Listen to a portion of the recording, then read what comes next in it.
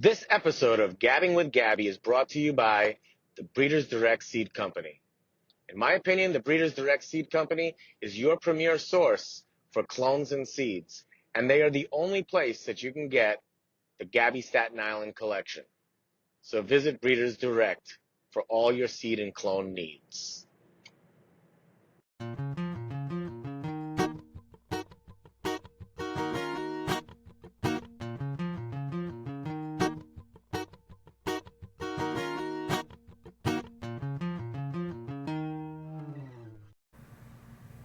What's up, everybody? This is Gaby from the Craft Growers Network, and we've got our Slovenian hobbit brother joining us today, as well as Nick Wolf and Cosmic, and our special guest, Michael Wolf Siegel. So we have two wolves in the house today. What's up? The Wolf Pack. The house. That's right. It's the Wolf Pack today. Anyway, Wolf is a friend of mine. I've known him for many years on social media, and he has a very interesting story that I think you guys will be very interested in. He was the person that invented Sea of Green, as well as other cultivation techniques. He's got a wealth of knowledge about cultivation, about lighting, but he's also got a super interesting story. So let's all give him a big welcome. And how you doing, Wolf? I'm doing good this morning, thank you. Great. I'm So looking forward to doing this. It's fun to be able to share some of the history. nice. Well, I think we should start by you telling us a little bit about your history. Tell us about your first experiences with cannabis. Okay. Well, I am a second generation cannabis consumer. I have been consuming cannabis since I was born in 1956, but I've been consuming cannabis since 1955. My parents were Greenwich Village beatniks in a time when Greenwich Village in New York was really a lot like a village. So the artistic community was very, very tight, whether they were musicians, painters, writers. My father, Crazy A.B. Siegel, his day job was as a second violinist for the Carnegie Hall Symphony Orchestra, but what he loved to do and what his preferred thing was, he was also a studio musician, a session musician, and when someone came to town that needed a violinist or a fiddle player to go with the different styles, they'd send for Crazy A.B. Siegel. Well, that circle included, among others, Jack Kerouac, Mary Travers, Sally Gross, which gives me like one of my first sort of, I don't know, I like it.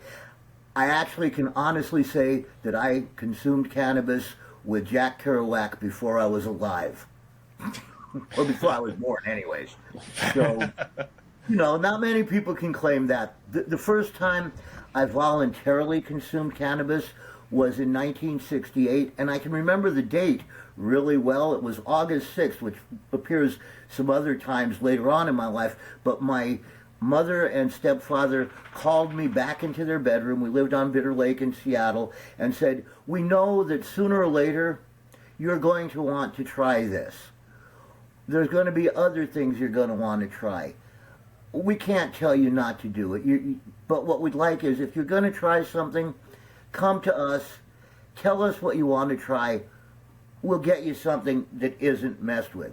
And then took my first toke. Like a lot of people on their first experience, I didn't even know I was getting high. I mean, it's like, well, okay, hold your breath and count. You'll know how high you are by how hard it is. It'll change your sense of time. Listen to the music. See how it sounds a little different, but you can't really put your finger on it.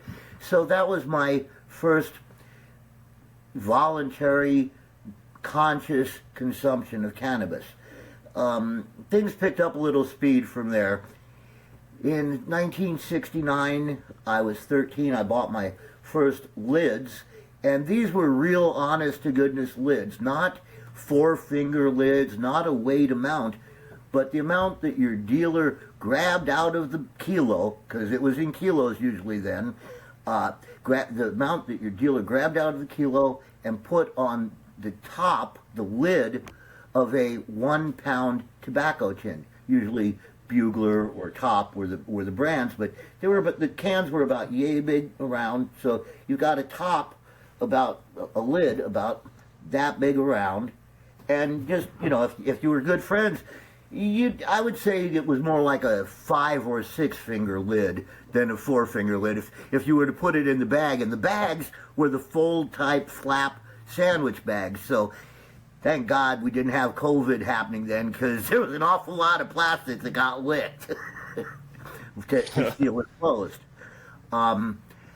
So I bought my first lids and sold my first lids in 1969 up on the Ave in Seattle. University Avenue was sort of Seattle's version of the Haight-Ashbury, a few years later than the Hashberry.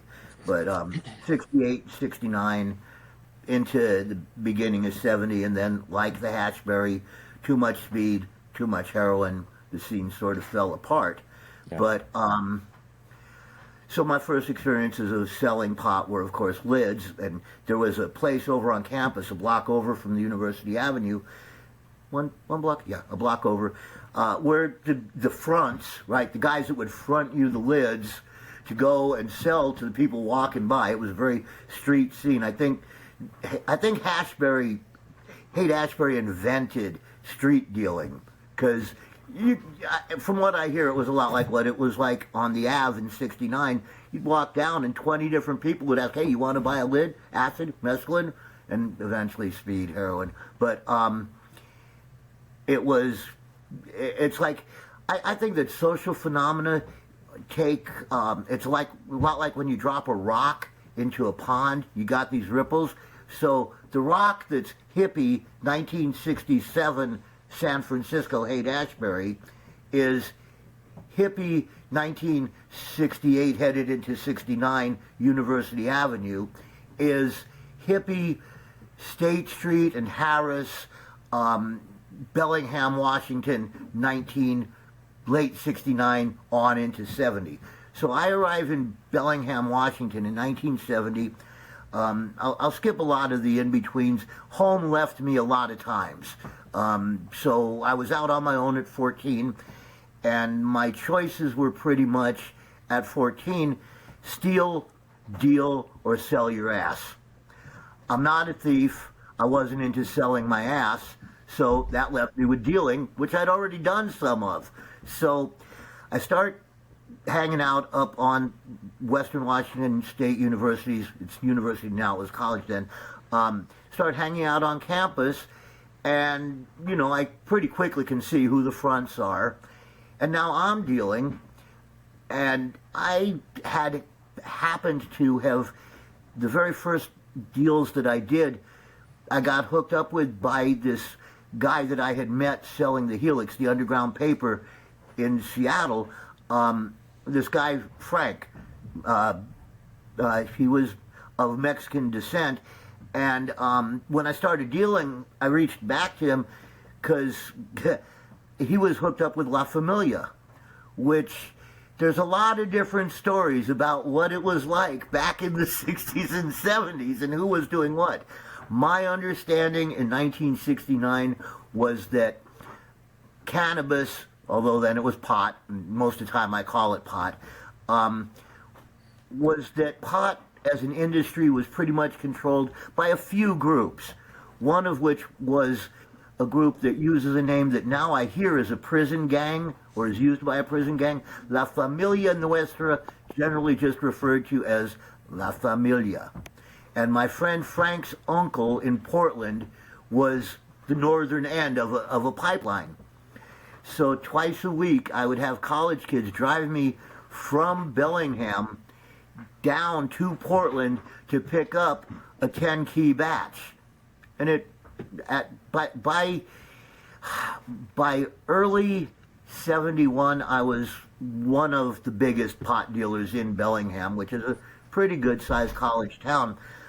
But in the summer of 70, I did what a lot of us were into doing in those days, which was what I laughingly call a pharmaceutical vision quest. In my case, the ethnogen that I was using was LSD. Pretty good LSD, actually. It was reputedly Sandoz. It was on Sugar Cube. Anyways, I ate some acid the same day that earlier in the afternoon I had read Bill Drake's The Cultivator's Handbook of Marijuana. And in that book, there is a really, really, really well-written description of the quantum leap, the how electrons move further out, and then in falling, release the energy that they have, and that's where light comes from. Now, I'm not being artistic in my description of it, but something about his description stuck in my head, and one of the things I experienced on my pharmaceutical vision quest was that quantum leap, where I was experiencing what I had read, or believed so, because I think our minds make a lot of what we perceive. And so I go out to the Point, which is a place in Bellingham. It's on the south end of Chuckanuck Bay, and place a lot of people used to like to go out and melt into the rocks and the waves. Real good combination, nice sensation. But while I'm out there, I noticed this giant white wooden frame triangle, and I stepped through this triangle, and now I'm not where I was, and I am in the presence of, God, this sounds so hippie, I'm in the presence of the goddess Ganja, who tells me about what my life is going to be. Now, most of what I remember now, I didn't remember immediately right then. Some of it I did, but one piece of what I was shown was cannabis growing under what I called indoor suns.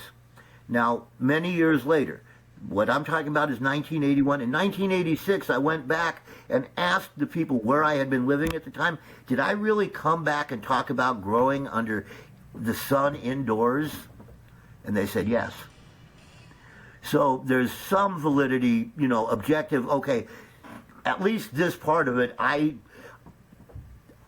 believe I experienced and told these people about the thing I believed I had experienced. I've gotten a lot more skeptical. Now I'm trying to be more scientific about stuff, so I always put in seems to and might have been, because it's just a more effective way to communicate more honestly, and I'm working on. By the time I leave this plane, I don't want to have to come back, because I will have had my karma. My karma will be balanced. So in the course of this experience, this pharmaceutical vision quest, I realize I want to grow pot. I want to grow cannabis. And I'm a pretty good-sized dealer at that point, so I start saving seeds. This was August of 1970. Excuse me. And I start saving seeds. Well, by the time late May of 71 rolls around, I've got, call it a pound and a half, so 30,000 seeds. And I go out to play Michael Marijuana Seed. I'd read On the Road. I knew a bunch of people had done the hitchhiking thing. It seemed like a standard, well, it's on my, we didn't have the phrase bucket list yet, but it was on my bucket list to go grow pot. And so I got a ride down to Portland. It was illegal to hitchhike in Washington, and they would bust you and take you away. And I knew that with that many seeds, that was probably not going to be a good thing. So I get down to Portland, and I start hitching. I hitchhiked up, down, and across highways. For those of you that know the west coast of the United States, the area that I'm about to describe includes what's called the Emerald Triangle. I call it the Emerald Rectangle because I was going up and down Highway 1, Highway 101, Interstate 5, and across the roads that go from Alturas, California, over to Redding, which is 196, and the road that goes from Crescent City, California, up to Grants Pass, which is 296. And then I can't remember the number of the road, but from Coos Bay, you kind of have to zigzag way the heck north to get back over to I-5. But pretty much every place inside that area, if you drew a line from Big Sur to the mountains, and another line from Coos Bay to the mountains, pretty much every place in that rectangle, I planted. Every time my gut said, I hitchhiked, and every time my gut said, here, I'd have them let me out. I'd walk up from the road. Almost invariably, this was someplace where there was water running under the road, or where there was ponds, and I'd walk till I couldn't hear the road, and I'd plant as many as felt right. Then I'd walk back down to the road and hang my thumb out. If things were too slow going in the direction I'd been going in, I'd go back the other way, because I was just out to play Michael Marijuana Seed. Well, and I succeeded to the point that it's probably, I'm not going to say definitely, but it's probably an accurate statement that there's no place in Northern California or Southern Oregon that I wasn't one of the first 100 people to plant. I figure, I'm not going to claim to be one of the first, but the first 100 I think is probably pretty safe. And it was, partially it was based on what the names, like there's a line in a Donovan song, The Season of the Witch, that says you've got to pick up every stitch.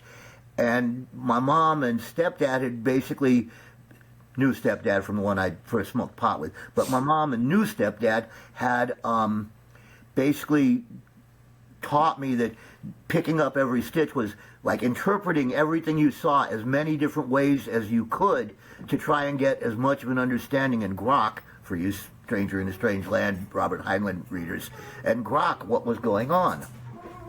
Hey, can I ask you a quick question, Wolf? I'm sorry, say again?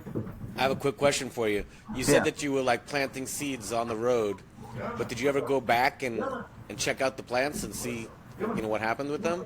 I hear that some of them did well, but there's kind of a sad thing that happened. While I was up in Portland, I heard that there was sugar cube acid, really good sugar cube acid, up in Bellingham. So, I was already in Portland. I hitchhiked up. As was pretty much standard with me, I dealt lids a lot to make money, and I got busted in Bellingham dealing. On, again, this August 6th date is like a recurring date for me. I got busted on August 6th, 1971, at the corner of Harris and Fairhaven, I think was the combination. But, so I never got to go back. I heard that they had been busted, like in the intervening time, that some people at my biggest patch, which was a quarter of an acre just outside of Wonder, Oregon, I heard they had been busted. And I had, at that point, been selling trim, just leaf, because homegrown, it was worth $100 a pound during drought. So I sold that and got up, I think it was like $7,500, and sent that down to get the people who had been working the crop. I sent the money down to bail those guys out, and that's why I was dealing lids up in Bellingham instead of having a little of the money. So fortunately, we managed to locate my mom and stepdad. He was on work release up in Alaska for dealing. That's part of the thing that I had left out. My mom and stepdad were also, that's how they made their money too. They got busted while I was out on the road, but he was out on work release, and they hitchhiked down to Alcan to show up in court when I appeared before the judge, and I got released to my mom, which was kind of cool because go ahead, say again. Oh, I'm laughing because I'm just like, what a different time to compare to what I know of has happened to people today. Well, also, imagine if the judge knew that your mom and dad were also weed dealers, they probably wouldn't have been so quick to release you to them. The irony of the situation in retrospect is humorous. And you reminded me, so I have to include this. My stepdad had a joint fall out during the hearing of his stocking cap. But fortunately, no one seemed to notice it. That's crazy. So let's see. So I ended up having to, my probation officer, because I got released on probation eventually. I mean, I got released to my mom, but they put me on probation, and I ended up being on probation until I was 18. So I took the summer of 72. I only planted a couple plants. For me, growing has also been a political statement, because I can't think of anything that more adequately fulfills the definition of the pursuit of happiness than putting something in your own body to change your mental state. If that isn't the pursuit of happiness, and I was raised very politically. My mom, I mean, my mom and father had been, besides being Greenwich Village beatniks, they were freedom riders down south. They did, my mom, when she came back, when I'd been in foster care at 8 or 9, when she came back, we used to go hang out down at the Nisqually Delta in Washington on weekends during the fish-ins. The fish-ins were an effort by the Nisqually to regain their tribal recognition and regain their treaty rights to fish, which had been granted to them under the Stevens Treaty, and then the BIA just ignored it. Well, there was a decision called the Bolt decision that came out of that broke the logjam on tribal recognitions and treaty rights restoration. So, wow, my mom was a pretty impressive person, and that's I'd really like to cool. believe that I can, maybe do honor to her memory by doing what I can, which is what I've tried to do in Cannabis. She was a journalist besides all those other things, and I sort of followed that with Cannabis. It slipped into that. I'll get into that in a minute. So, 72, I plant just a few plants. 73, I graduated from high school, planted a lot more plants. Worked various jobs and planted guerrilla gardens up in the Seattle area.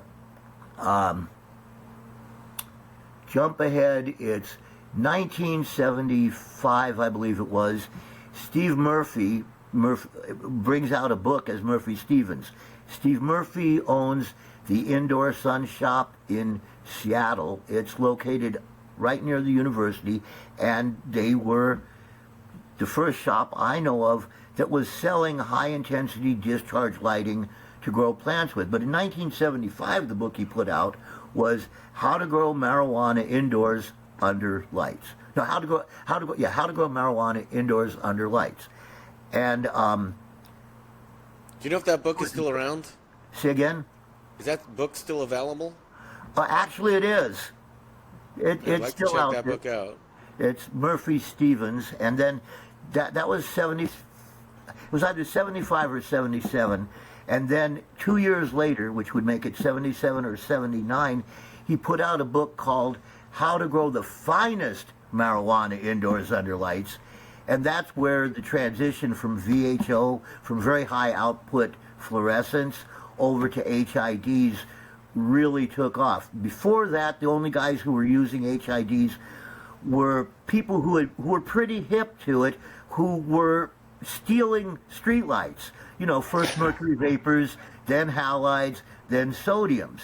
And the mercury vapors, we understood light a lot less then. The mercury vapors have a huge amount of ultraviolet C in them coming off of them. They're not a good combination of wavelengths for plants to grow under. What I call the luminal harmony or spectral harmony had some sour notes. Halide's a little closer to what really works for plants because it had more of the blue that they need and it had some red. Um, the the scene in Seattle was kind of interesting, and it's like I call myself, one of the things I've referred to myself as, because someone else did it, is the Forrest Gump of ganja. I just keep being in the right place at the right time and find myself in the middle of things. Well, Steve Murphy's Indoor Sun is really where indoor growing, I mean, other people had grown indoors, don't get me wrong, and even much earlier, because if you look in Mary Jane Superweed, which was actually a guy who wrote under that name, but Mary Jane Superweed's The Connoisseur's Guide to Cultivating Cannabis has a light recipe in it. And that I'd always given Bill Drake credit for having the first book written in modern times in English about growing cannabis for social use, but then recently was made aware of that, of Mary Jane's one. Actually, not that recently. When you're 68, 5 years ago is recent. But fair enough. It happens. But so I was made aware of that book, and then in talking about it online, Dave Watson, Skunkman Sam, came on and told me, no, there's a book even older than that, and it's true. There's a book by a guy named Langdon, Langdon. I haven't read the book, but Skunkman Sam made me aware of it, and now there's a guy named Don Lang on LinkedIn, and I got a hold of him because he's involved in cannabis, and I thought, wow, Lang, could this be the same person? And it's not. He says it was his uncle, and I believe it. He's got a pretty cool hemp operation going. But so that book, Bill Drake's book, got me thinking about it, got me out planting outdoors. Steve Murphy's first book got me growing indoors under lights, and I did, like, as soon as I read it, I went and bought a set of VHO lights over at Indoor Sun, and I actually got all the way through flower.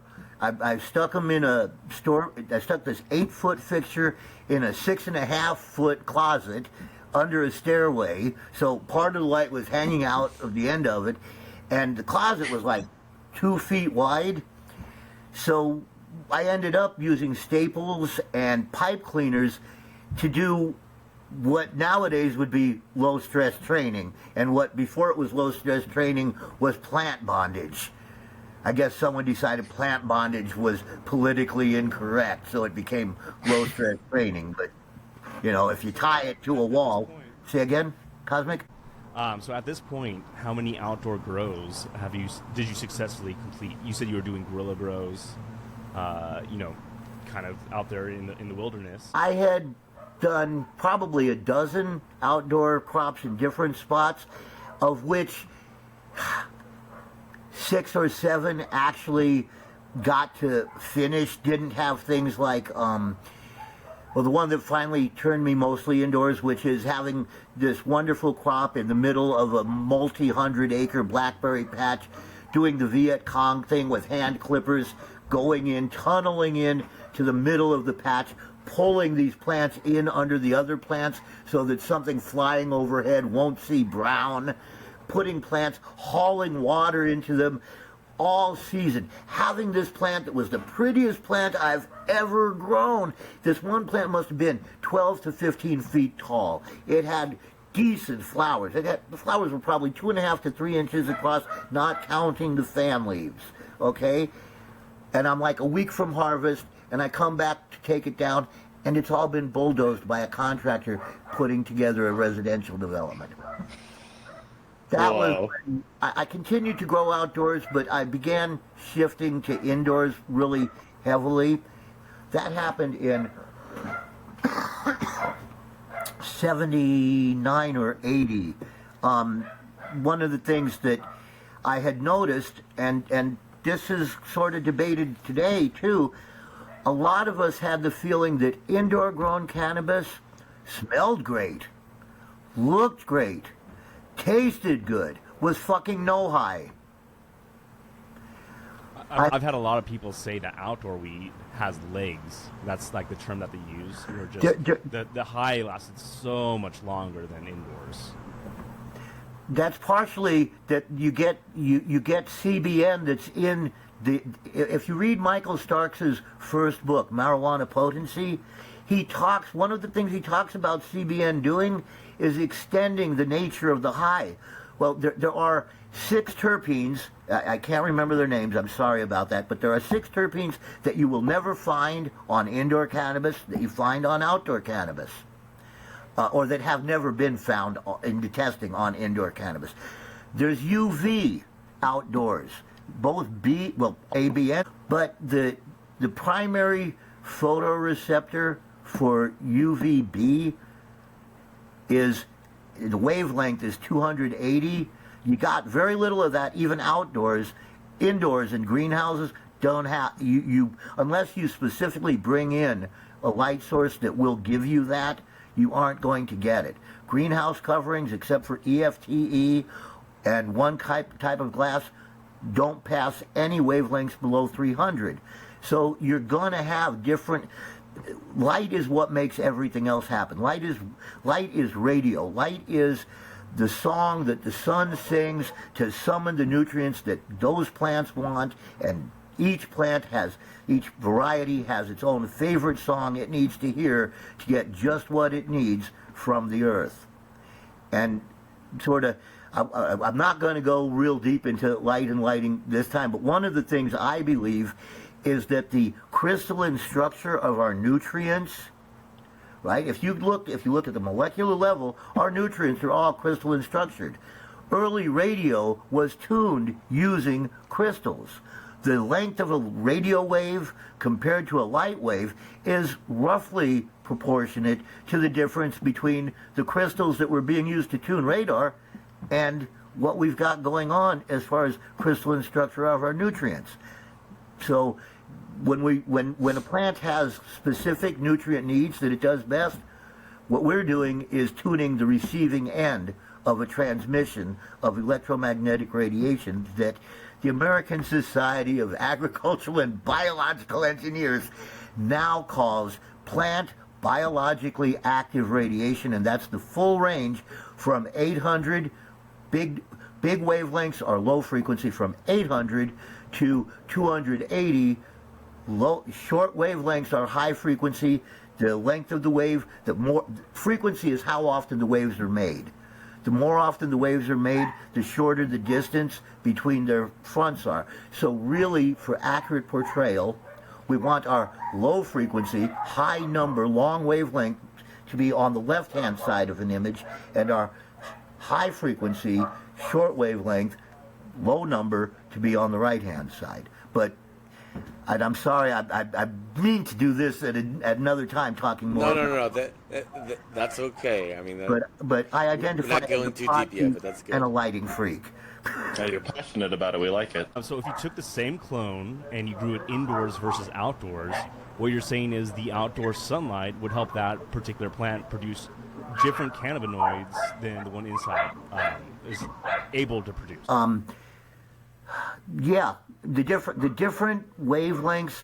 If we think of them as a harmony, then what happens is the peaks of our waves at the different frequencies, if we can get it so the peaks are arriving at the same time, they do something called constructive interference. And what this does is, like a chord in music, say you're playing a G chord. Well, G is your dominant note in that, but there's 3 notes. The time from when you start that musical note by hitting the key or plucking the string or blowing on the reed till that sound is gone is called that time. The length of time is the duration of the period of resonance. So when it's resonating, when you've got reverberation from it, the time that a chord, those 3 notes together, lasts is significantly longer than the period of duration of any of the individual notes. That same thing is true in light. Well, this room here is my office. And so what happens, and this is something that like people can demonstrate for themselves at home, because, and I'll tell you right now, what I'm telling you is heresy according to conventional photobiology or conventional plant physiology.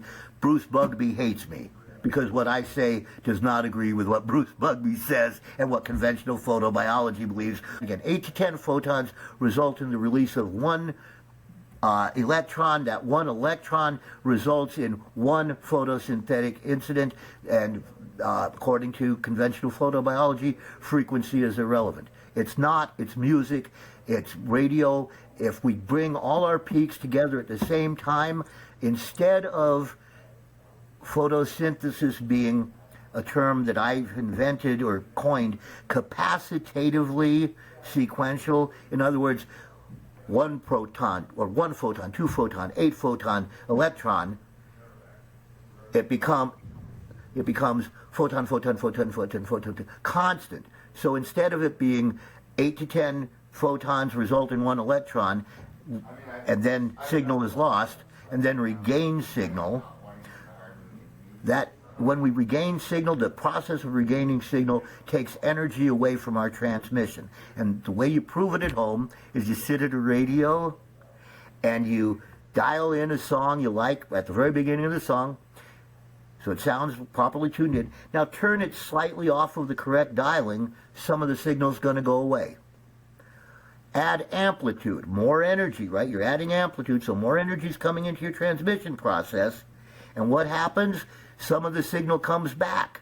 You've regained that lost signal, but it sounds shitty. It's distorted because the energy that you're spending to overcome electronic inertia is not now delivering signal. So you turned it up, you pulled it in a little. Do it so that, all told, you've gone 3 turns away from proper tuning. Leave it at that improper tuning and return the, leave it at that amplitude that what you've made up for the lack of correct tuning by turning up amplitude. Leave it at that, and now go back to the correct tuning. You got a lot more signal available. That same thing is our plants taking light in.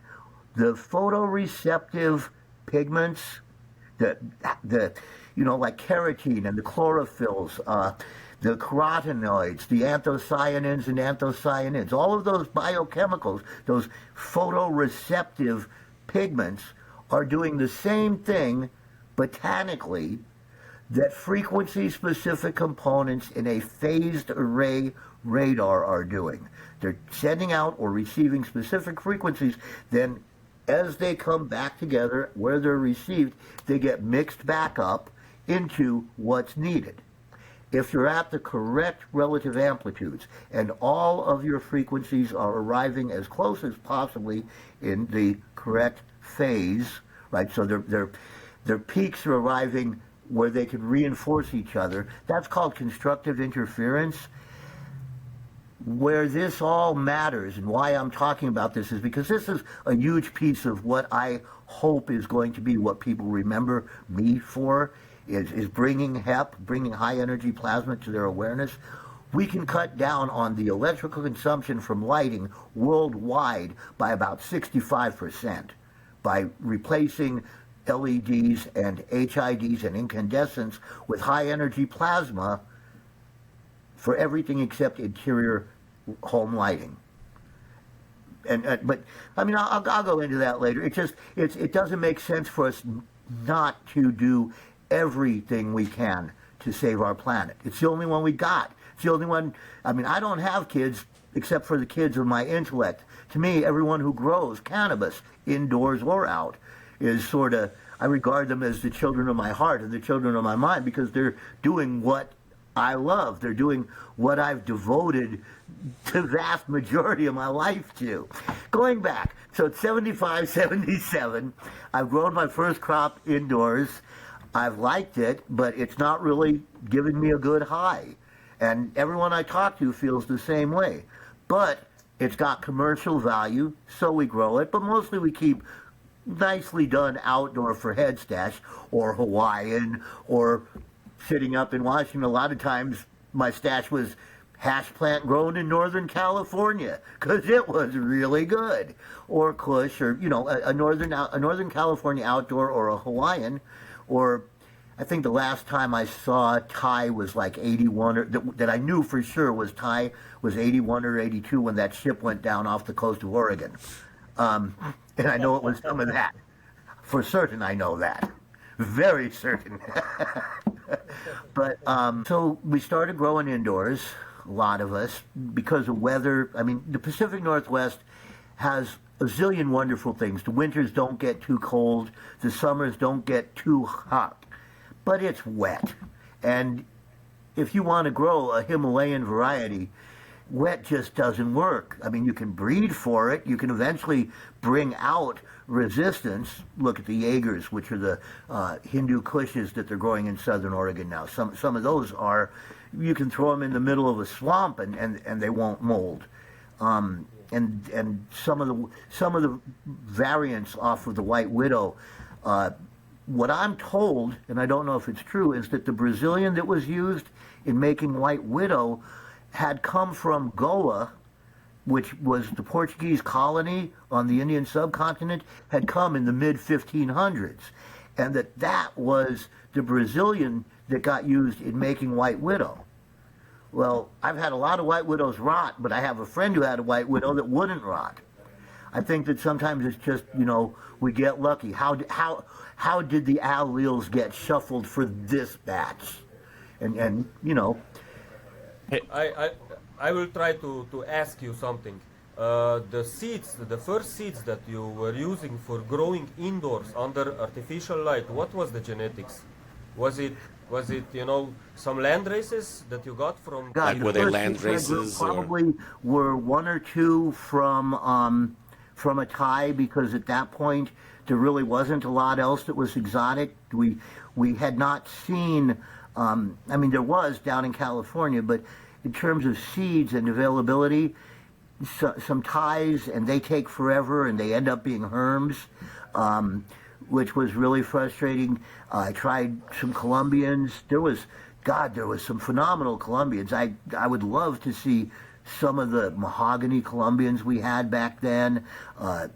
There was one, the very first Chiba, or the very first Colombian I ever smoked was something that they were calling Chiba. And I had sent I was working in a cannery up in Alaska. I had sent my godbrother $150 to send me a brick, which, a brick was about a pound, and sometimes a little more, sometimes a little less, and waited 3 weeks. And what comes is this itty bitty little candy box, like a metal exotic or high-end candy box, and in it there's 3 freaking ounces. I mean, I'm waiting for a pound, and there's 3 freaking ounces, and I sent him $150, and this is like, but it's been 3 weeks since we had any pot in Cold Bay. Was it Cold Bay? No, Sandpoint. In Sandpoint, and so, okay, well, I'm not real happy with him. I'm going to have to beat him up when I go back down to Seattle, but at least I've got some pot to smoke. So we go up to the bunkhouse, and I roll up, not a big one, not a pinner, and we smoke it. It's really, really tasty, and it's wacky weed. We're laughing our asses off, all of us, non-stop for 3 hours, and I look down, and there's an oil-soaked half a joint left. That was my introduction to Colombian. It was this variety called Chiba. And from what I understand, there is someone who lives up by the bay who has been growing that same Chiba since 1975. They won't let go of it. We're getting ready to offer them a $6,000 light in order to get the genetics. And even then, it will be with, it'll be with a use contract that says I can use it for breeding, but I can't release that itself in pure form. And I'm willing to do that as long as I get to have it for me and friends to smoke. Because that was, let's see, wacky weed was one of them. I haven't seen a lot of that out there. I don't hear of anyone finding that in dispensaries. Horny weed, the weed that you would smoke with someone that you were close with, and you would want to get way, way closer with immediately. I haven't seen any of that. We don't even know where those effects come from. We don't have any real consistent systematic search for how, and this is a piece of something I'll talk about, how epigenetic factors influence chemotypic expression in known genotypes of cannabis. That would be the name of the formal study. For everyone else, it's how does how we grow it affect the high, or affect how does how you grow it affect the effects. We need to go at this systematically. And at one point, in the course of a very long discussion with Section Chiefs Booth, who is now the Deputy Director of the Diversion Division over at the DEA, with Section Chiefs Booth and Armstrong. I think Armstrong is still a Section Chief in the Diversion Division, which, by the way, are the people who will be signing the licenses to manufacture for research purposes. I mean, this is really key. For about 2 weeks, I spent an hour a day on the phone with them, asking them questions, because while in Puerto Rico, I had this idea that I thought was like a glimmer of maybe this is a way we could do this legally. So I started asking them questions about setting up a research collaborative, because internationally, the two things that cannabis can be legally used for are research and medicine. And three. You can use hemp for industry. Well, I'd start asking them questions, and like I said, it was about an hour a day, and I'd go, well, if I did this, and those people did that, and then we did this, would that be okay? And they'd say no. And then we'd talk a little more, and I'd run another possibility by them, and they'd say no. So this goes on for a couple weeks, and then I say, well, if I did this, and that, and this, and then did these, could I do that? And instead of saying no, they said, you're probably going to have to talk to the FDA about that. Now, I thought, okay, there's three possible interpretations of this. One, they've been jacking me around, they've had their fun, they're tired, they've got something else to do, so they're going to go send me to bug someone at the FDA. That was one possibility. Two was, there's just no way, and I'm going to go to the FDA, they're not going to want to talk about it, and that's another way to end the conversation. Three, they basically had guided me to what they wanted to guide me to, but they, as being in the position they were in, they could not say, here's what you should do.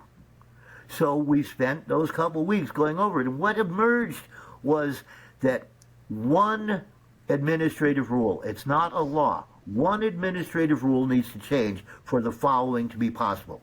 If they allow sample distribution centers to collect an administration fee for delivering their sample in a test, in a study, the following would be possible. A before seed to beyond sold, vertically integrated, multi-state, 280E exempt distribution system. Before seed, the cannabis itself all gets genetically sequenced. The patients in the research collaborative program all get full genetic and biochemical workups. So now we've got a pretty good idea of what cannabis we're using, what conditions they have. We have the patients that have been recommended by a doctor who tells them that I don't know that this is going to help. This is a recommendation, not a prescription. But according to this relational database, of the 47,000 people who have responded on their apps, 23,000 had your symptoms. Of those 23,000, 10,000 had this condition as the underlying condition. Of those 10,000, 5,000 were very similar to you genetically and biochemically. Based on that, this is what you should try first. And here's the bar graph that shows the dominant, like the 10 dominant cannabinoids, 10 dominant, in other words, all of the different cannabinoids, terpenes, thiols, flavonoids, other esters, other alkaloids, that gives a bar graph on every package, every sample. And so Right? As a recommendation. it would Go ahead. basically be matching like chemotype to the individual's Yes, chemotype as well. Chemotype Right. to chemotype, basically. What we're looking for is it compensates for patient individuation. Okay. I mean, that's Sure. the I mean, fancy word for it it. becomes but very yeah. quantifiable and qualifiable so that it's easy to pass that information on and get people on board to a program like that with a lot of data to back it up.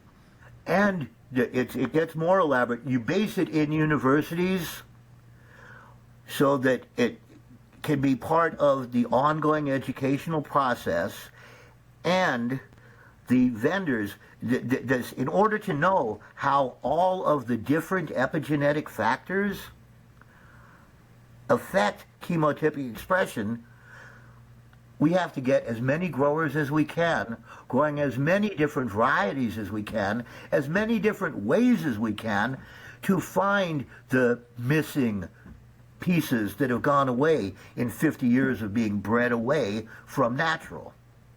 Because I guarantee this plant has been more places with us. This is the single most ubiquitous plant there is, the single most ubiquitously cultivated plant there is. It's been grown at the South Pole in a closet under a fluorescent. That's pretty cool. I don't know if it's been grown up on the space station, but every continent.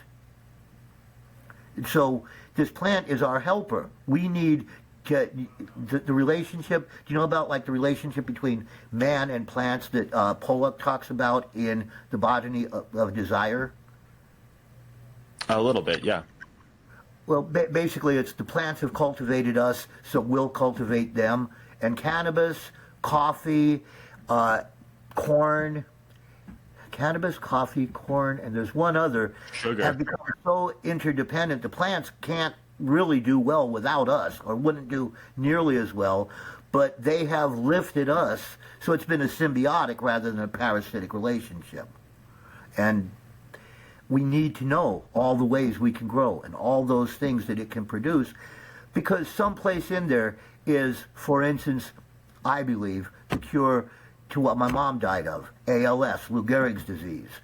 I've successfully provided full ensemble cannabis extracts to parents who have come back and told me their kids don't have seizures anymore, to cancer patients who tell me their glioblastoma is gone, to, this is, I love growing to get high. I love getting high, but I get higher on growing than I do on getting high, and I get highest of all on someone being healed by something I've grown. I love adult use. I believe adult use is medicinal. We're treating, people are self-medicating for undiagnosed cases of social anxiety disorder. And in support of which I say, think about how many times the icebreaker when you meet someone new is cannabis. Hey, smoke a joint? You smoke? Smoke a joint? Start laughing an hour later, your buddies. Really try that. I mean, alcohol to a lesser degree, but I regard cannabis as the best social lubricant there is. And I think that we need that because our society, our world is getting to where we're scared of each other on some levels. Cannabis takes that away long enough to go, hey, hello over there, instead of, oh my God, what are you doing? I already tried to do it. And I know we've gotten away from the story already, but when you were talking about the Colombian and you only got 3 ounces, what happened to the other 13? That's a dynamite question. I suspect, knowing Kenny, that he probably got 4 or 5. And I expected him to pinch it. I mean, that was a lot of times in the old days, that was all you got out of it was that pinch. And I would always tell someone, hey, I'm making $2 in a pinch when I was doing street front lids. I'm not. But it was a 12-ounce pinch. That's a big pinch. I don't know. No. That's more like a fistful or a couple of fistfuls. I'm inclined to believe that it was actually going for that price, because when I got back down to Seattle, like 4 months later,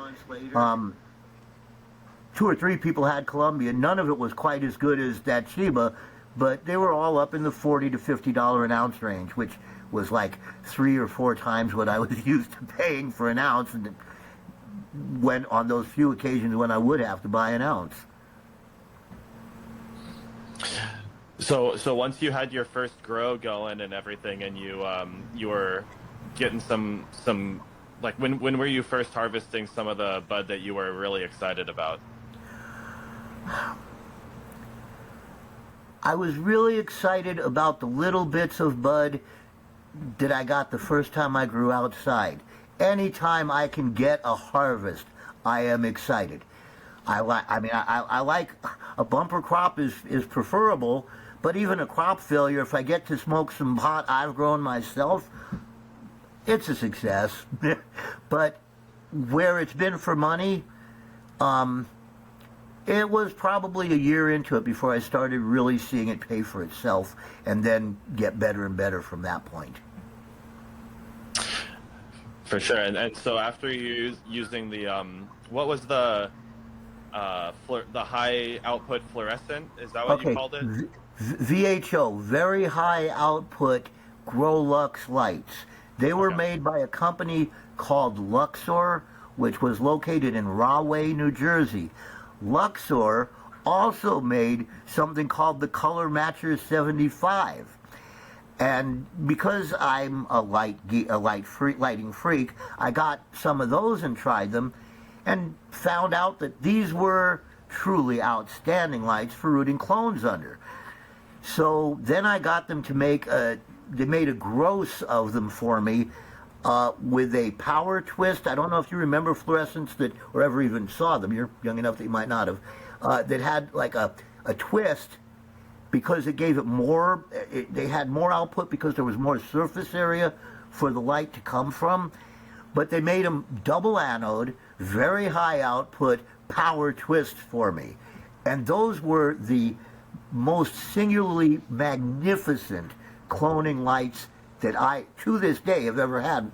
After I got done doing my 15 years of prison, and we'll get to that too.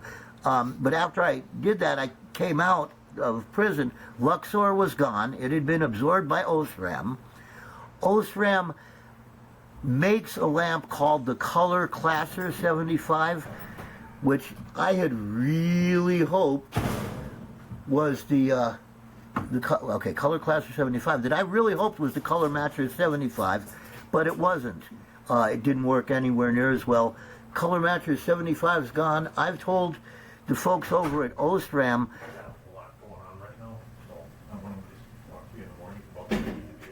that one of the best things ever that they could do for their company would be start offering some cloning lights in the exact same spectral output as those Color Matcher 75s. I was throwing clones away that weren't well rooted in 7 days in plugs. What was the color spectrum that you found to be so successful? Well, it was a 7,500 Kelvin color temperature. Unfortunately, color temperatures are averages rather than specific blends. So like you can blend this from this wavelength to this wavelength to this wavelength and get the same color temperature in kelvins that you do mixing other ones. So that's why I wanted Osram, since they had bought Luxor. I figured they probably had the Luxor files, they had the SPDs, that they would have all of that.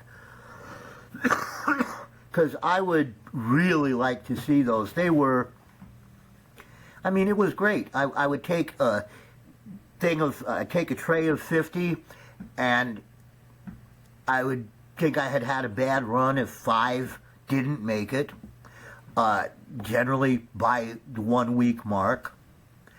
From that point, because by then I was doing Sea of Green, from that point they're rooted, they get 5 or 10 days of veg, 22 hours a day of veg under a really lot of light, and then into flower. And once I found varieties that it worked really well with. It's really funny. The very first deliberate Sea of Green was phenomenal. And I didn't manage to duplicate those results for a year. But I kept at it and did. As long as I'm at it. How Sea of Green was born. I'm growing in a hangar at Creston Airport, southeast of Seattle. Got a hangar full of plants. I'm 3 to 4 weeks from harvest. I get a phone call from Puget Electric. Mr. Siegel, you're using an enormous amount of electricity. We'd like to send one of our staff out to help you determine if there's some way you could save some electricity. Serious case of the old fucks, because I've got a hangar full. So what I did was I went and got a bunch of U-Haul wardrobe boxes. These plants were about 6 feet tall. I got a bunch of U-Haul wardrobe boxes, and I double-decked them. I put pots and plants in one, and then put the other one on top as a cover, taped them, and filled a U-Haul truck with them. Now, this truck stank. These plants were well into flower. This truck reeked, and I'm like, I really hope I don't get pulled over, because where I was taking them was from just a little southeast of Seattle to the extreme northeast corner of Washington State, about 300 miles, 350 miles, nice little drive. And I'm like, I really hope I didn't get pulled over. If I get pulled over, what the fuck am I going to do? And what I came up with was, I know it wouldn't save me, but as a rule of thumb, if you're interacting with cops, if you can make them laugh, if you can make them smile, if you can make them believe that you might be a human being and not filthy scum perp, you can usually get looser handcuffs. You can usually get not as shittily treated. So I thought, well, what the fuck? Maybe I'll come up with a story. And what I came up with is, it's made everyone I've told about it laugh, and that's why I like to share it. What I came up with was that I would call it, I would say, officer, I know what you think this is, but it's not. It's Himalayan mintweed. We're getting ready, or Himalayan mint vine. We're getting ready to sell it as a novelty item. Here's our slogan. It looks like pot. It smells like pot, but it's not. I figured, at the absolute Did you have to test that out? Did you have to test out if that worked?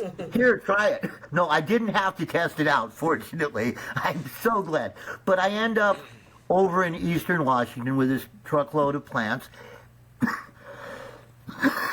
at my friend Mike's. And odds are that someone watching this podcast lives on Kelly Road up above Davenport, out by Hunters and Spelem.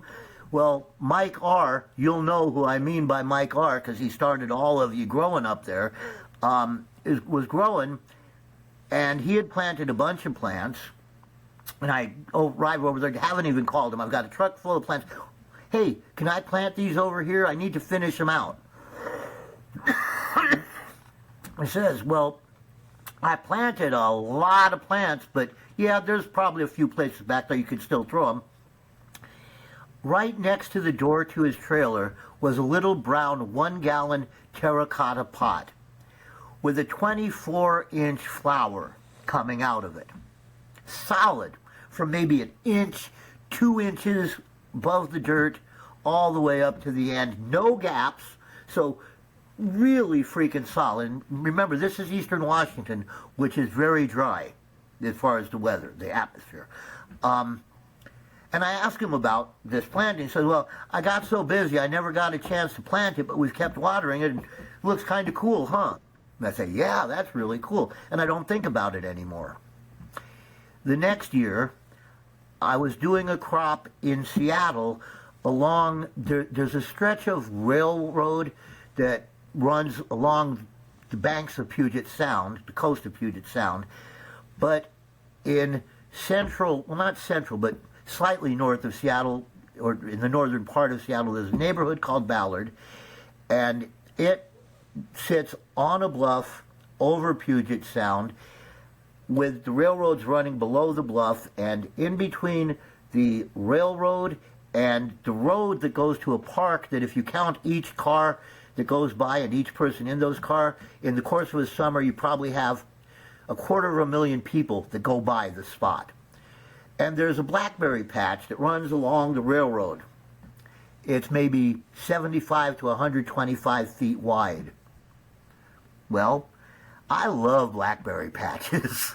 So I go do the Viet Cong thing in under the tunnel, pull plants under so brown doesn't show up from above, put in several pots, put in plants, tunnel down to the next spot. I did the wires back. All told, I did about 3 miles of garden. So let's see, all told I do about 3 miles of garden. And it was pretty funky because I've got, in order to water, I've got to backpack 6 gallons of water at a time in my backpack down there, starting an hour or two before sunset, right down, or rather, excuse me, before sunrise, right down to maybe half an hour after sunrise. When it starts getting light enough that I think people can see me, I got to go back out. Well, I did get that crop all the way done, but there was like a dozen, maybe a dozen and a half plants that I wasn't able to get down there in time. So they sat in a upside down pallet in 20-ounce solo cups, and Mary, my friend's wife, John, my friend, and I watered several times a day to keep them from drying out. And damned if I didn't get some 18-inch long solid flowers. Now, this is all going on right in that era where I'm starting to grow indoors. And one of the things I noticed looking at the plants growing indoors is I'm really not growing a 6-foot plant. I'm growing a bunch of leaf and lumber, and I'm growing, I don't know, 18 to 25, 30 inches of plant that's really worthwhile. So I think about shit a lot. And I start thinking about that plant in front of Mike's place, those plants up on top of John's shed, this grow zone was the term I came up with of 18 to 30 inches max. And I go, I wonder what's going to happen if I do this deliberately. And while this is going on, I've been dealing with a company called Hydrotech in Seattle. I had been a customer of Indoor Sun, Steve Murphy, the guy who wrote those books, but Hydrotech's prices were less, and they were a little more relaxed. So I started doing business with them as a customer. And Kevin, the owner of the company, likes to talk almost as much as I do. So most of the time what would happen is I would come in, Kevin would be talking to a customer, and I would end up waiting on the customer who came in after me because I was pretty familiar with his gear, so I was able to tell people about it. And I ended up helping them develop it's like we had the Chinese hat type cones, the coolie hat type cones, or type reflectors. That was all there was, and we weren't very happy with those. They just didn't seem very good. We tried some pyramid shapes. We tried some, 3-sided pyramids, 4-sided pyramids, 6-sided paraboloid, and finally ended up with the 8-sided paraboloids that became the model for all of the umbrella-style reflectors that came later. I think the first people that copied us were M&R Lighting. They did it in white. We were using highly reflective aluminum. The point of this being that I had one of the very first 7-foot paraboloids hanging over this and 4 corners. So I had 2,000 watts of light over 1-gallon pots, round 1 gallons, and I had 198 of them. I got between a 1/2 ounce and 3/4 ounce of dry flower from each one. 6.5 pounds. 1982, I believe it was. 6.5 pounds from 2,000 2,000 watts. watts of light. A 1,000 watter in a 7-foot paraboloid and 4 corner reflectors. They were actually what we were selling as horizontal reflectors, 4 corner reflectors. So horizontals in the corners shining in. I believe what I had in them was 250 watt General Electric Corporation, not American GE, but British GE HPSs, the Ceramolux 4. And the Ceramolux 4 made an appearance here semi-recently as the Hortilux ceramic HPS. Hortilux is gone now, but they that lamp was the GEC Ceramolux 4. If you look at the SPDs, very, very, very similar. What type of area were you using that water jet there? It was 10. That was 10 by 10, but the corners got taken. So I would say it was probably closer to 75 square feet than 100. Okay. I apologize, everyone. It's been really nice to meet you. I got to get going though. Bye, Cosmic. Good. Yeah. Have a good one, Cosmic. We'll have lots of opportunities.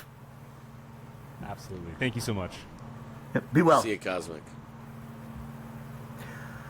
So I got to ask, tell me about Slovenia. Do you know Boris Luterbach, who was setting up a grow there for a while? Boris Luterbach. Yeah, high energy plasma guy. He's from Frankfurt.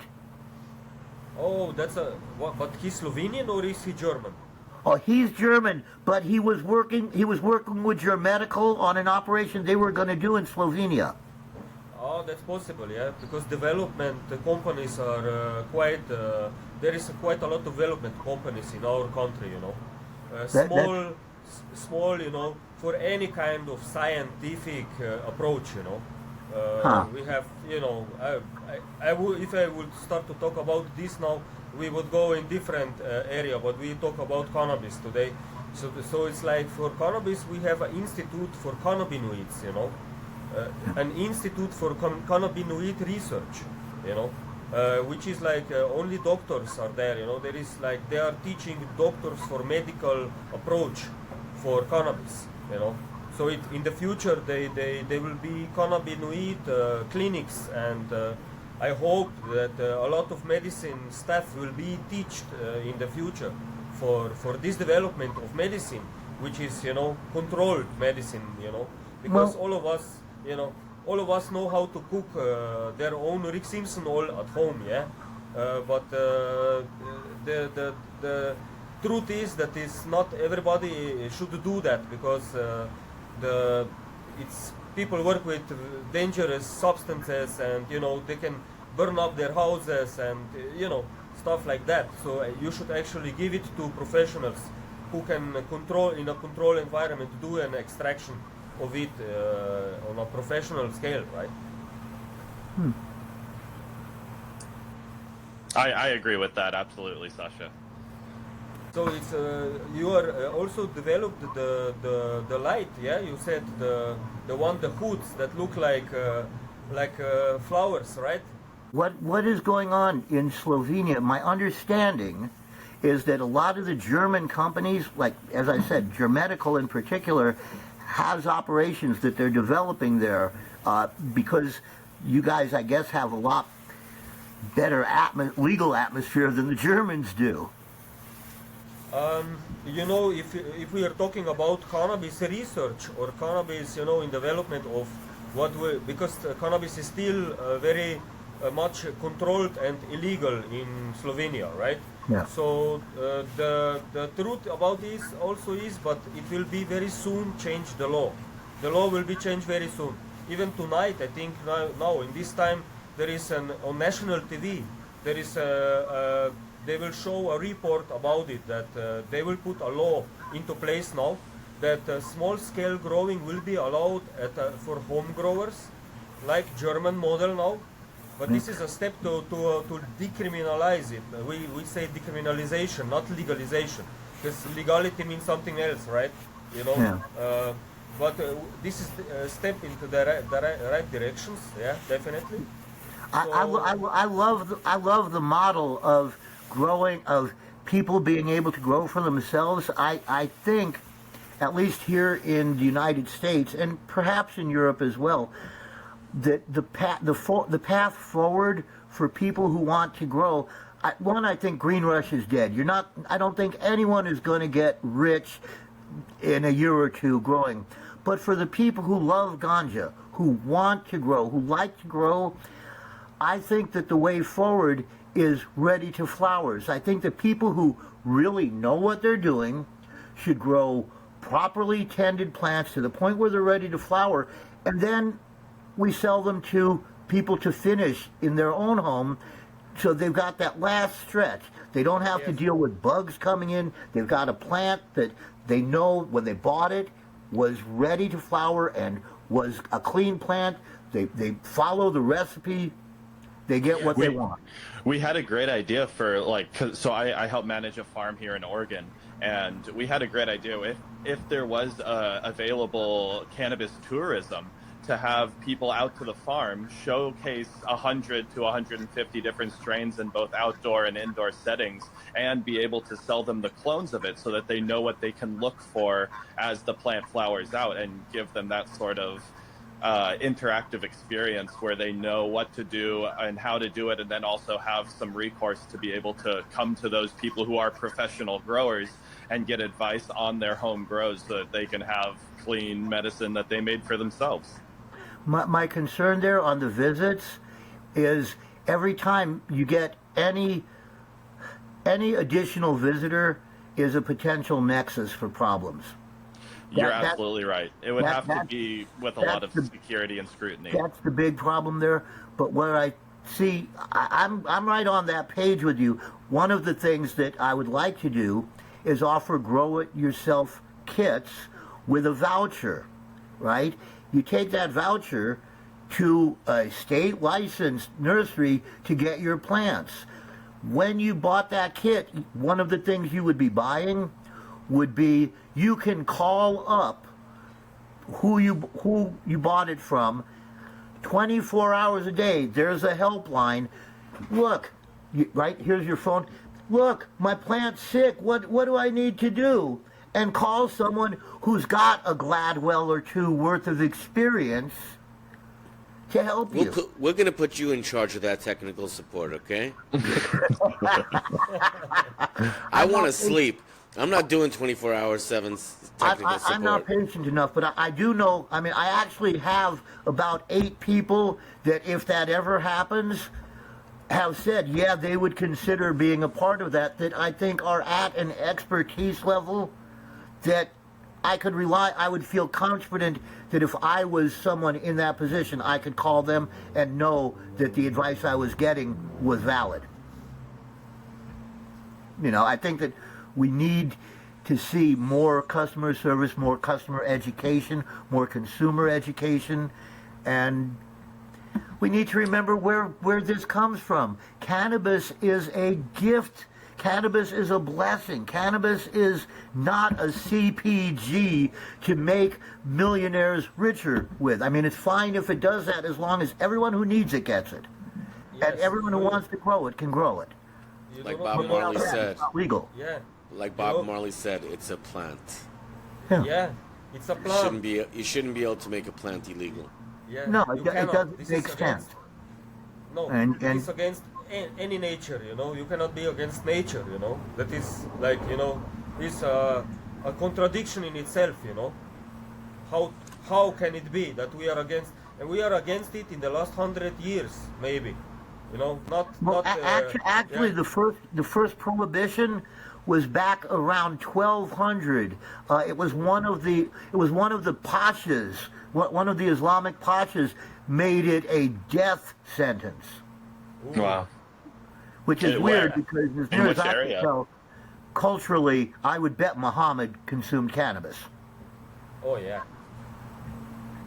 Definitely. Hey Wolf, I just want to make sure you were in the middle of telling your story about how you invented Sorry. Sea of Green. I'm sorry. No. I'll go on with it. So no, I just want to make sure because it's one of the most, you know, it's one of the things that you're acclaimed for is inventing Sea of Green. So I do want to make sure that we cover that topic. Okay. I also want to make sure that people know about your involvement with Sensimilia Tips. You know, so now after we cover those few things, if we're rambling a bunch, I'm cool with it. But I just want to make sure we don't get 3-4 hours deep and we haven't covered your greatest accomplishments. Okay, well, we did kind of. So I did this Sea of Green, and it was 6.5 pounds, and I was like, holy shit, I found a way. It took me over a year before I could get those same kind of results again. One thing after another. Mites, let me see, mites again, rot. Pretty much, it's like when I'm offering consulting services to someone, I like to say everything that could go wrong, I've had happen. So you can get the benefit of my trial and errors without having to go through them yourself. And everything that could happen did to keep it from happening. But then, about a year later, the job that was my regular job, which was working in a beer and wine warehouse, sort of fell apart on me. And Kevin, the owner of Hydrotech, said, well, why don't you come work for me? Because I'd been selling gear every time I was in the store anyways. And so I said, okay. And now, you're right, I did skip over part of it. Kevin Bjornson was the owner of a company called Hydrotech, which was one of the first 2 halide/grow shops in Seattle. Kevin is brilliant. Kevin had been writing a column in Sinsemilla Tips magazine called The Farmer in the Sky for, I think he'd written it for, let's see, I think he wrote in spring 82, and I think he wrote the fall 82 one, and then winter 82, I started writing with Kevin. We wrote the Farmer in the Sky column from 1982 until Operation Green, well, no, until winter 88 edition.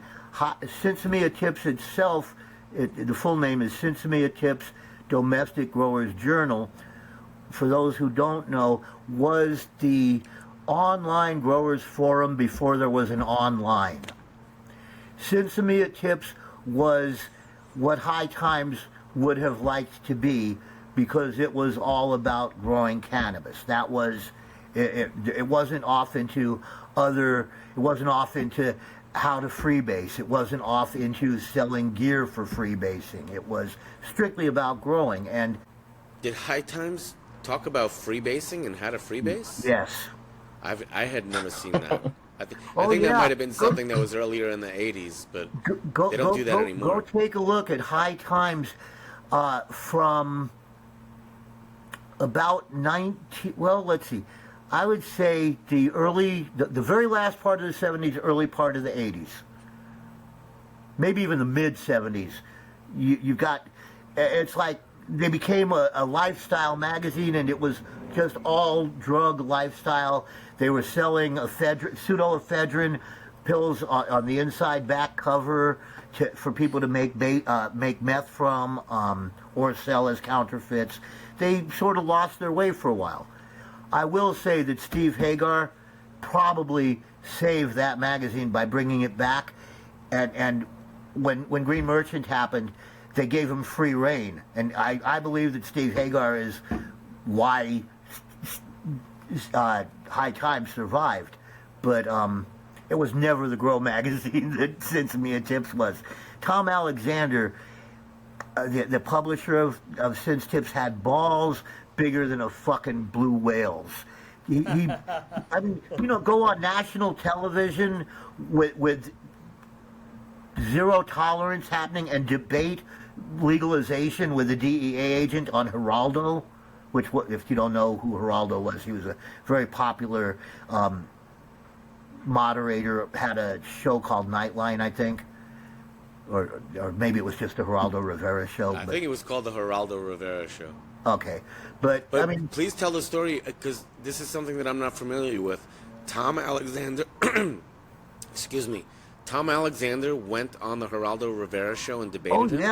And debated. Man. I wonder if that's something that we could still find online. I'll bet you probably could on the archives. And I know you're friends with Tom. Tom might have a copy of that somewhere. Well, I'm going to have Tom come on the show, but good. Please tell us Please tell us a little bit about Tom debating Geraldo Rivera, because that sounds like a great story. Well, I mean, basically, it was just Tom was presenting common logic, and the DEA guy was presenting anti-pot hysteria. Not as bad as when the DEA agent or when the Bureau of Narcotics and Dangerous Drug Agents testified that when he tried marijuana, he turned into an owl and flew around the room. But that was actually testimony. A DEA agent said this. That's funny.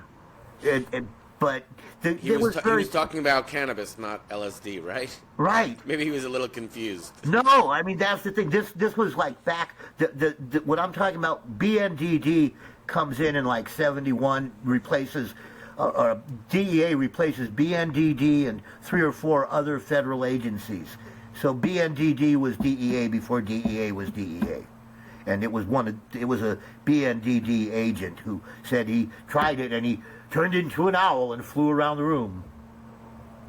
Man, if that would work, I would love that. Let me try. I would love to be an owl. I'd love to be an owl, exactly. And to It's fly?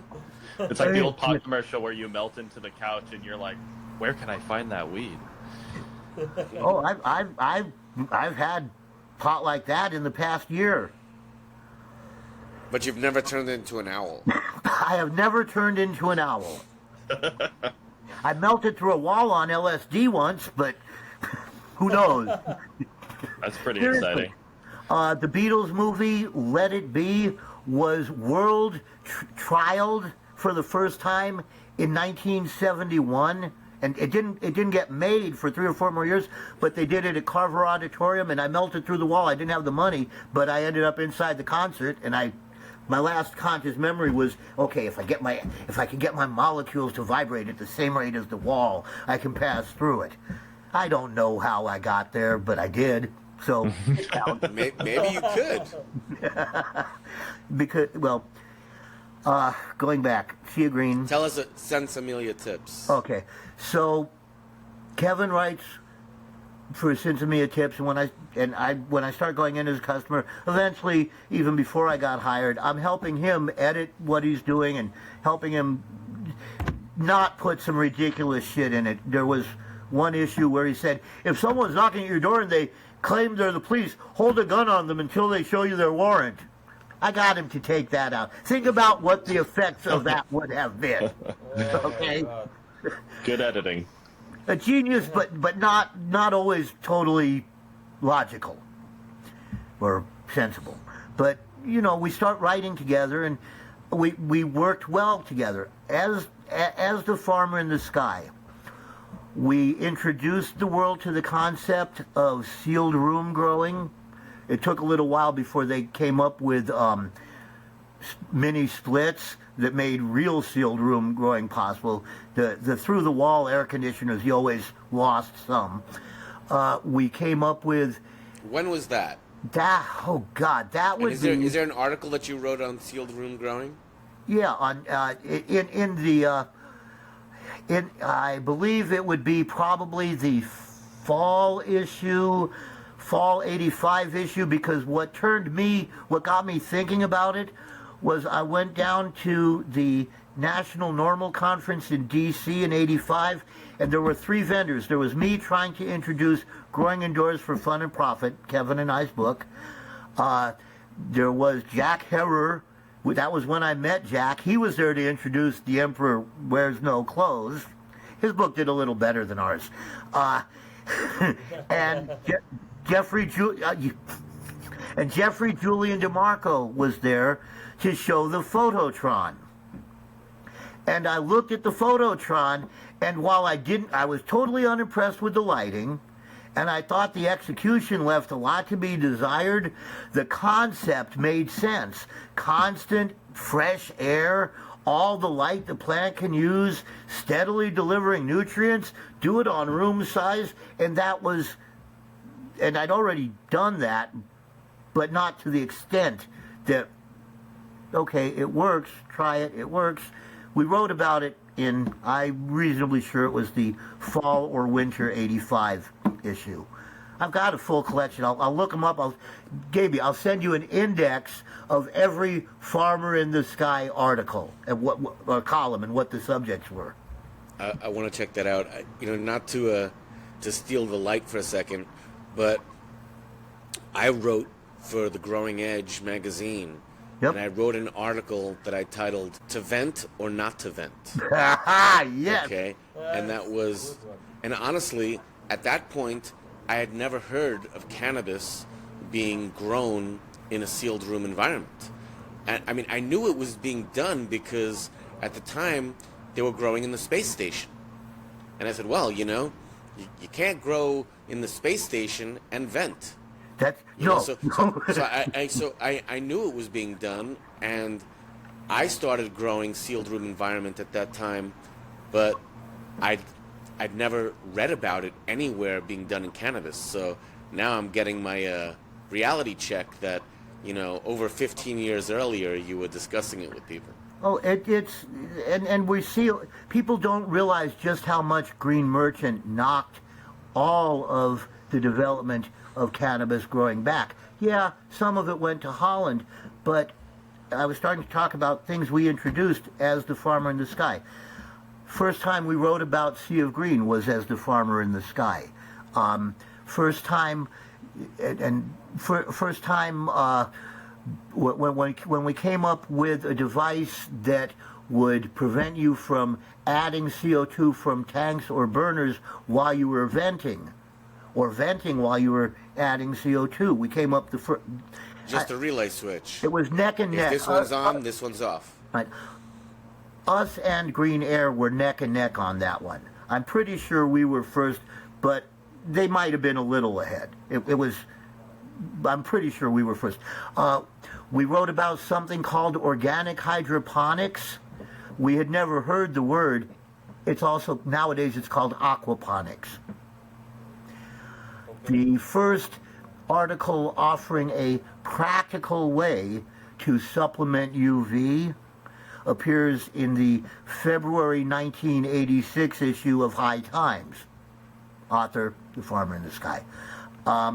The first paraboloid, not true parabola, but paraboloid, because it actually spreads out a little more at the bottom to get more width.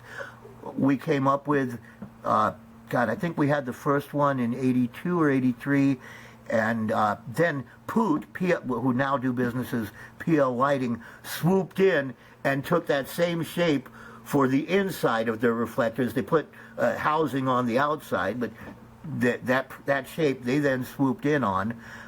Then the next people that were doing it in our industry was Sunlight Supply, or M&R. Not diamond lights? On the paraboloids, no. Diamond was still using cones at that point. And Diamond was in business, as far as I know. Steve Murphy was the first one selling halides and sodiums into what came to be called the hydroponic market. That always made me crazy. It bothered me that back before Yair and I started getting along, it bothered me that he would refer to what we do as hydroponics and what they were selling into as agriculture, as if what we wasn't an agricultural industry. Now we get along really good. He got me out of a mess a while back. He's good people. Yeah, I like Yair. Yeah. God, sorry, scattered again. No worries. But so let's see, paraboloid reflectors. The first ceramic, the salt mix that eventually got used in the first dedicated ceramic metal halides was what was originally in the Osram Optimark, which we were the first. I was the first one, as far as I know, to use it for growing cannabis under. We wrote about that. Same with the lamp I mentioned earlier, the British GE ultra high pressure sodium / Hortilux ceramic high pressure sodium. Hortilux is another one of the Sinsemia tip things. As I've said, and you'll hear me say it again because I repeat myself a lot, I am a pot geek and a lighting freak. I used to stand around reading lighting engineering bulletins to keep myself entertained between customers coming in. So one day I'm reading this bulletin, and here is a lamp that I can run off a halide ballast, but it's a sodium lamp. No big deal nowadays. Back then, you had halide ballasts, sodium ballasts, halide sockets, sodium sockets. We started out, I'll start a little ways into it, halides. Then later it was halides followed by sodiums. Then it was halides and sodiums at the same time, adding more sodium during flower and maybe pulling halides out. And then at the very end of HID, people started putting halides in again for the last 2 weeks to get the blue. All of these used to have their own, like I said, sodium or halide, and you didn't have the same. Eventually they made a switchable ballast. Basically it just brought an igniter into the circuit. But at that point, we didn't have those. There weren't dual ballasts. There was one or the other. But here was this lamp that I knew I could sell a zillion of. If it worked as well as a standard sodium, and I could screw it into a halide socket, run it on a halide ballast, oh yeah. So I tried it. It took me 6 months, and the LA people didn't want, they would sell us lamps of types they already had, but they didn't want to order a new lamp in for our market. I mean, they knew who we were selling to, but they could pretend that they weren't. But do you think it was just because the market was small?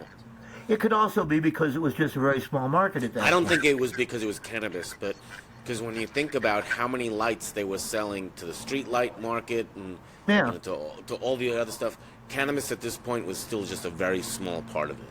Oh yeah, but it was still. I mean, here was this. I tried it. I got them. How I got the L.A. wholesaler who had sent me the bulletin to carry these lamps was a friend of mine. I asked around among my friends, and turned out I knew someone who is familiar with kanji, which is the formal Japanese writing style. And I started writing. I would write letters, have him translate them, and we sent them to the parent company, which was Iwasaki, who now are IACE in some parts of the world. But I finally got them to send the LA distributor a 6-pack of these lamps. Took 6 months to do. Tried them. Freaking loved them. They were a sodium, except I could run them on halides. They were great. We wrote about them. They were really, really popular. People started asking, well, does Iwasaki make halides? I can check. Yeah, they do. Do they make regular sodiums? Yeah, they do. So now we're selling a bunch of Iwasakis. That original conversion lamp was called the Iwasaki IACE 940. Right, it was 940 watts, not 1,000. Yep. And so those lights. The whole thing with this light, though, is that you could basically just swap the bulb out rather than Right. having to pull the whole fixture down. Yep. Yeah. Didn't they also make like a 360? I think they made one like that too, I believe, later on. It was like to fit in a 400 watt fixture. Yeah, but so people started buying these, and they became. It never picked up quite like the IACE 940 while I was still in it, and I went away for 15 years in 1989. We'll get to that too. But when I come back, there's a new company selling lamps. Their name is Hortilux. That's how Hortilux entered horticultural lighting for the first time in their corporate history. They hadn't even been selling their standard lamps into horticulture prior to that. Wow. So I was disappointed to see them go a couple years ago because I have a lot of heart attachment to them. Plus, I think their daylight blue halide was vastly underrated. They work really good.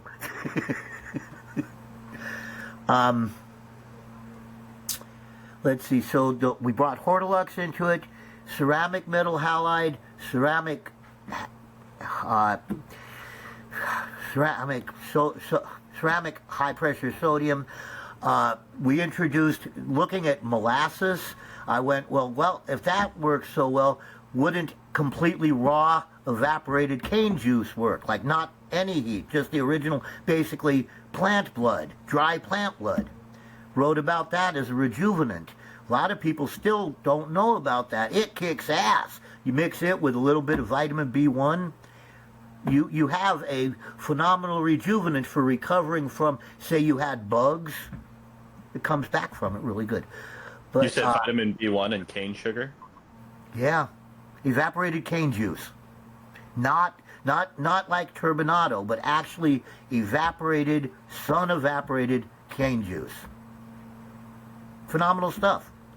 And I know now that what it does, you're not feeding the plant. What you're doing is you're supercharging the feeding that you're giving your microbes, so you're feeding your soil really well. It just is a way to up it. We wrote about what would become called aquaponics as organic hydroponics. We wrote about, as Esperanza Godot, we wrote, and I loved this one, we wrote an errata page for the Anarchist Cookbook, because anyone using the Anarchist Cookbook recipes had a really good chance of blowing themselves to hell, because there were a lot of, we think it might have been deliberate disinformation, but we corrected it and put out an errata on that as Esperanza Godot, just to warn people. God, what are some of the others? Sea of Green, Plantlet, we were the first ones to put that name on that style of growing, as far as I know. The first time I ever saw a method, the method was around before the name was, called Perpetual Harvest, was when we put that name on it in the column. I believe that would be 1983.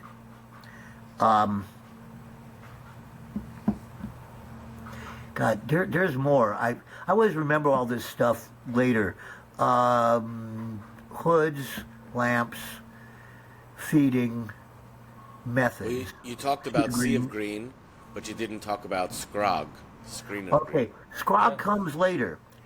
On October 26th of 1989, the warrants, the indictments in Phase 1 of Operation Green Merchant are unsealed.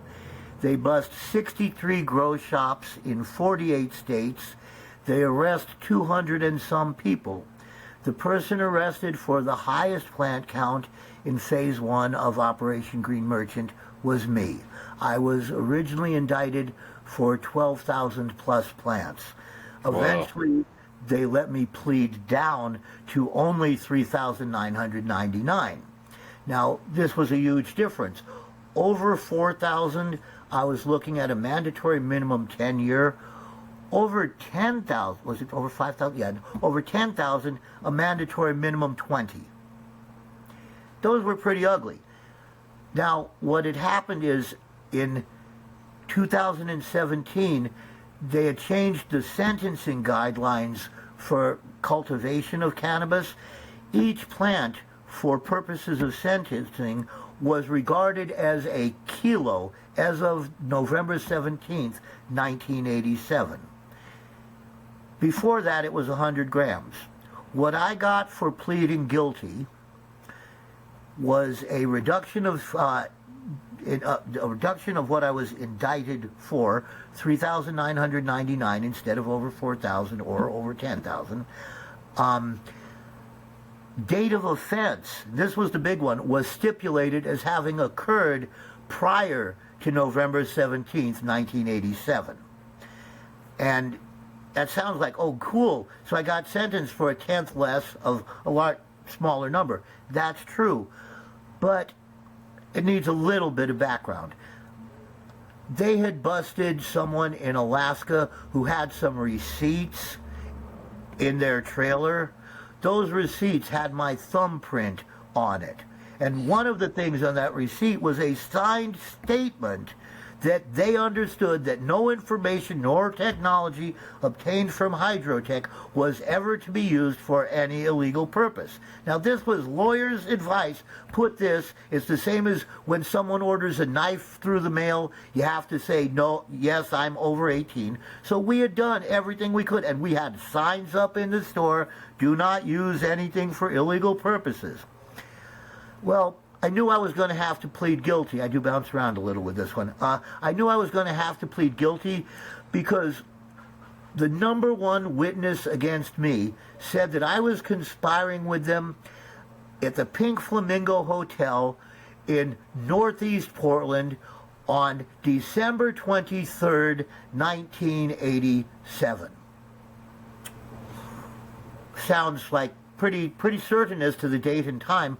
Well, during the omnibus hearing, which is the evidence hearing when a judge decides if evidence is or isn't going to be allowed, we presented the traffic write-up from my having an accident in Kailua Kona in the evening on 22 December 1987.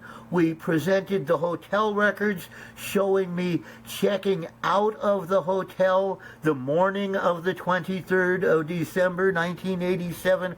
We showed phone records made from the airport. I mean, I was on the Big Island, so I flew over to the Big Island and sat in the airport in Honolulu for a couple hours, made phone calls, showed the phone records. The judge ruled it was a reliable witness. Okay, I'm 3,000 and some miles away, can prove it at the specific time and date that this guy says I'm there.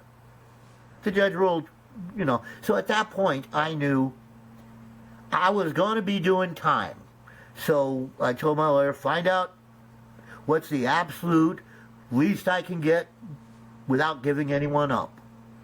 I was raised a particular way, and I believe firmly that you ride your beef alone. If you get busted, you don't take anyone with you.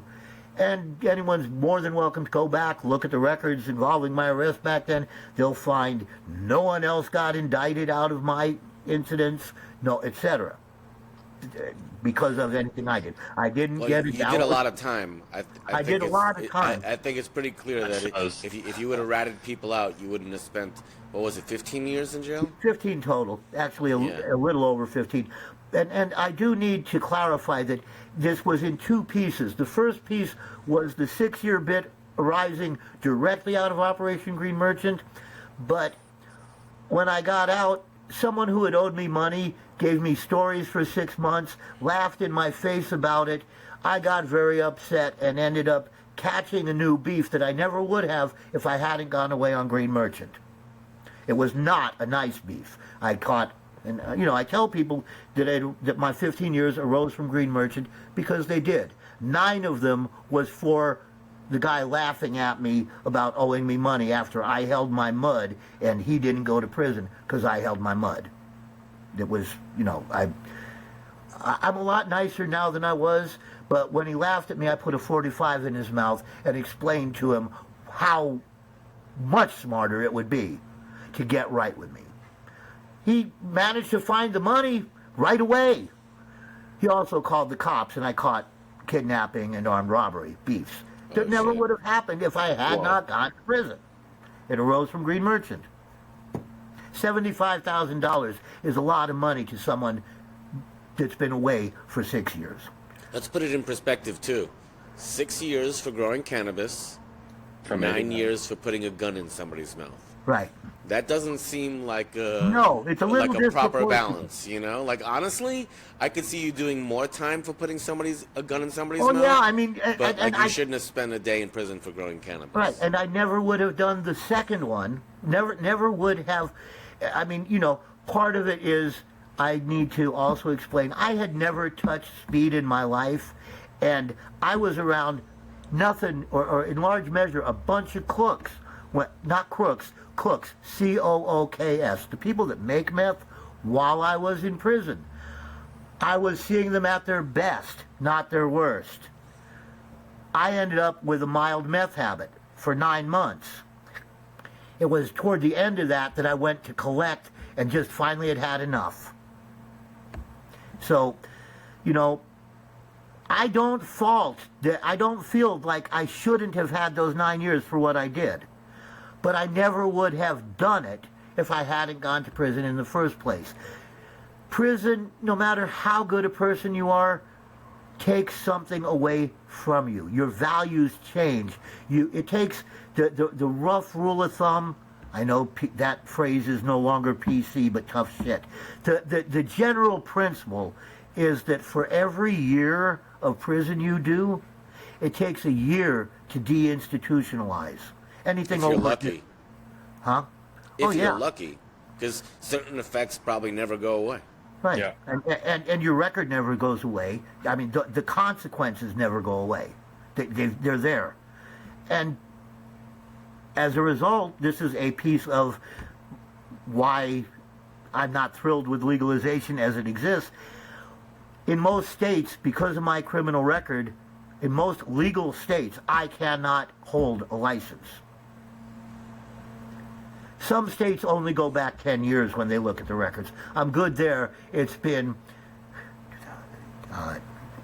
give me a minute, 4. It's been 28 years since my last felony conviction.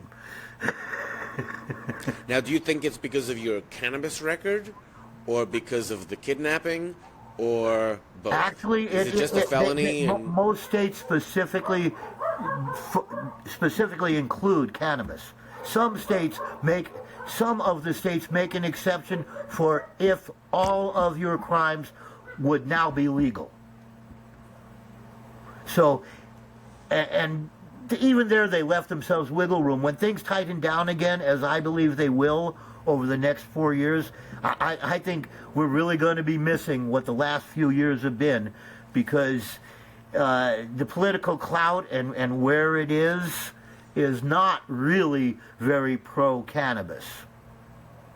It's unfortunate. But there's money there, so maybe. But if so, you know, look, I hope and pray that people are going to be able to keep making a decent living in the contiguous 48 and up in Canada.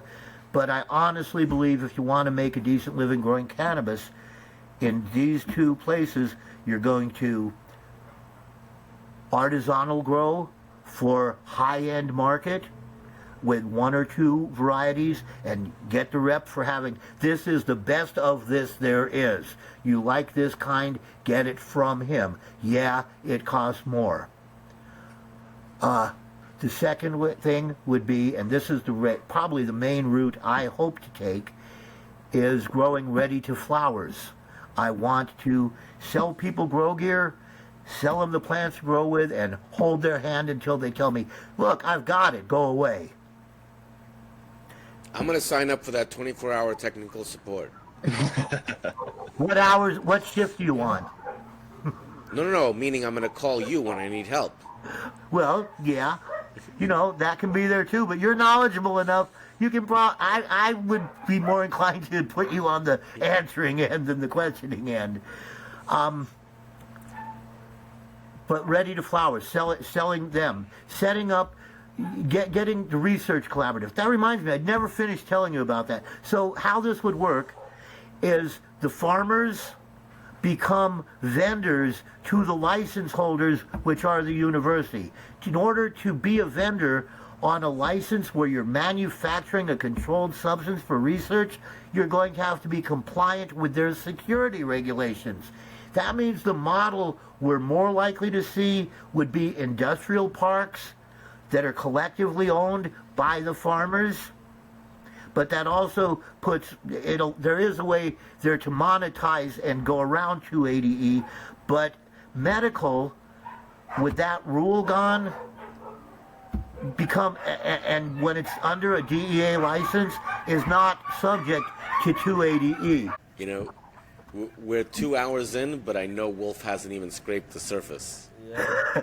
Okay, I'm sorry about that. No, bro. I talk a lot. No, listen. We're saying that as a Let positive. us thank you.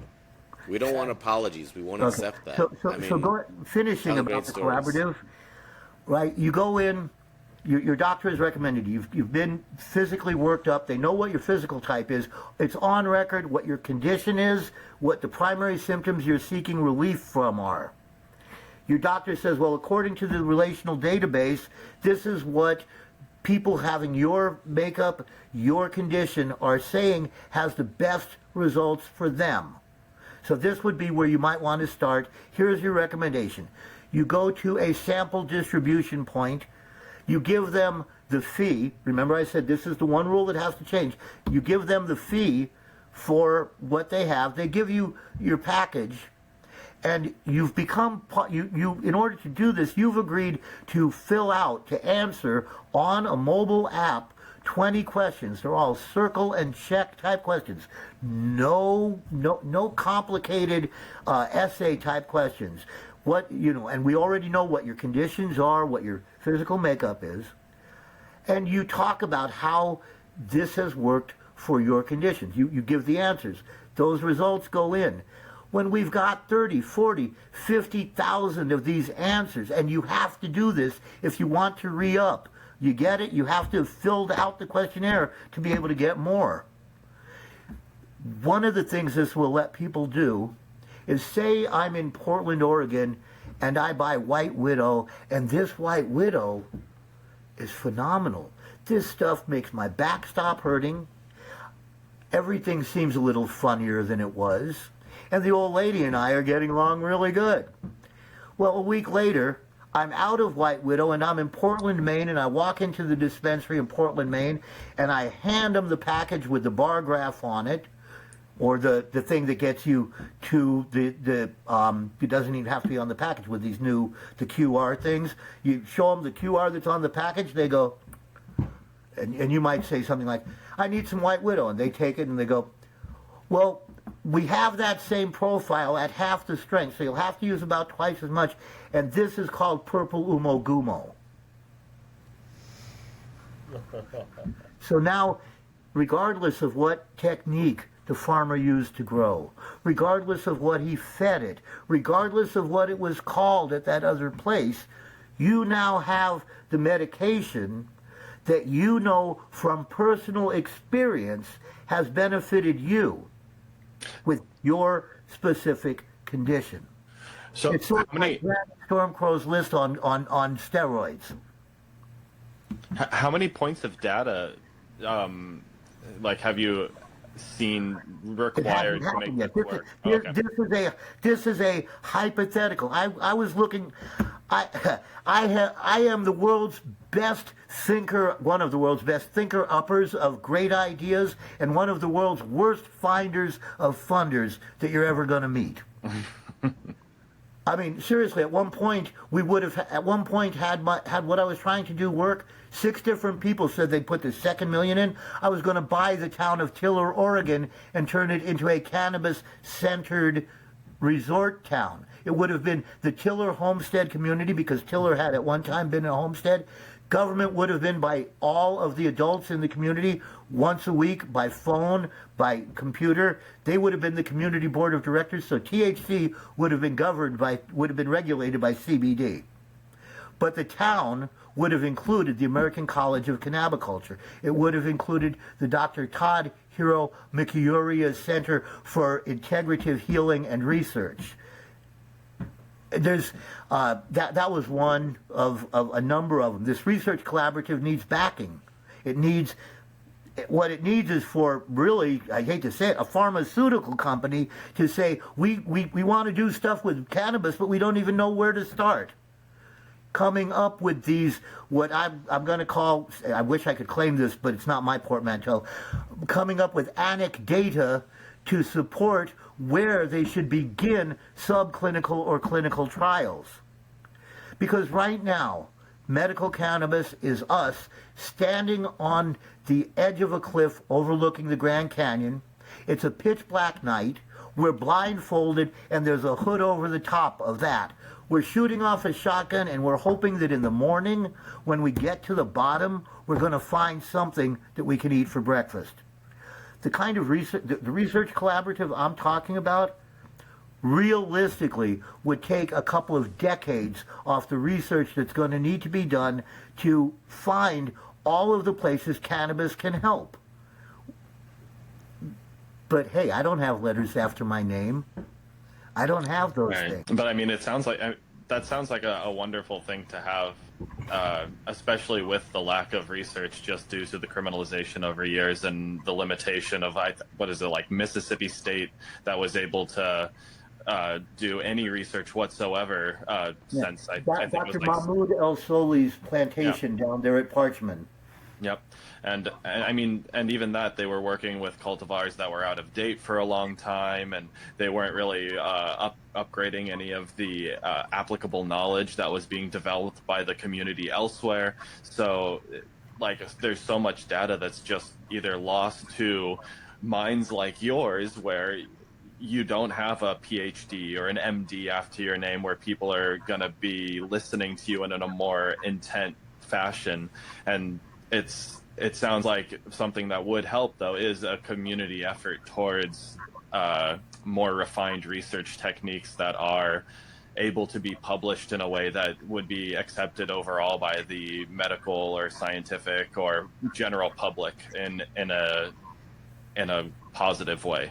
You know, the thing about the collaborative proposal that is, I believe, its strongest point is it's actually, strictly speaking, not a clinical or subclinical study, so it's not subject to the same rules. This would be an organized collection of anecdata, right? Where it's anecdotes, we're relaying, this is what a statistically significant sample population reports is working. This becomes a real thing that for a college to get money from a pharmacy, pretty easy. And I should say, at one point this was going to happen. And then the big hurricane in 2016 hit Puerto Rico. I have great family connections in Puerto Rico. My grandfather, Senor Wolf, is the man who's considered to have begun the movement to save old San Juan. When he died, the governor read his eulogy while they scattered his ashes over the harbor from El Moro. I was down there to talk to some people about lights, and I'm on the 39th floor of my hotel, and I get a call from the desk, Senor Siegel, someone here wishes to speak to you. In my life, a call like that generally means either there's a cop waiting for me or there's some dude who's not very happy about my relationship with his old lady. Either way, not who I want to run into. But I'm on the 39th floor of a hotel, and the only way out is elevators. So I go, okay, let's go see what this is. I get to the bottom, and here is a stereotype chauffeur. Jodhpur, you know, the tucked-in boots, the double-breasted jacket, the hat under the arm, the whole 9 yards. And he says, "You're Senor Siegel?" And I say, "Yes." And he says, "La Doña wishes you to join her for lunch." And now I know a little bit about Puerto Rican society. There was a big German migration at the turn of the 20th century. The social elite in Puerto Rico are mostly descended from Germans, but they are all Puerto Ricanos and Puerto Ricanas first and foremost. They love Puerto Rico. Well, La Doña is this little old lady who is sort of the head, if you will. She would be the queen if Puerto Rico had a queen. And, you know, I know who La Doña is because I'm familiar a little bit with Puerto Rico. And so I say, okay. And I go and I have lunch. And the first thing I hear is that Sarita, my auntie Sarah, was one of La Doña's favorite people when my auntie lived in Puerto Rico. And in fact, my auntie was the only purely non-Puerto Rican that made it anywhere in the Puerto Rican Art Museum hierarchy because she was one of La Doña's favorites. But so La Doña asked what I'm doing in Puerto Rico, and I tell her. The next day, I had lunch with the governor's executive assistant. The day after that, I had lunch with the deans of the med, law, and ag schools, and the head of their technology transfer office. So I sort of had a pretty good thing going, and I come back to California to the billionaire who owned the company that was making the lights that I had helped design, that I was down there to try to sell, and I tell him about it. And in the meanwhile, the DEA issued a clarification memo that basically said, we don't care if it's CBD, it's all THC analogs, and we're going to prosecute it. Now, this billionaire is an East Indian fellow who the thing over Enron here in California had cost him $23 million.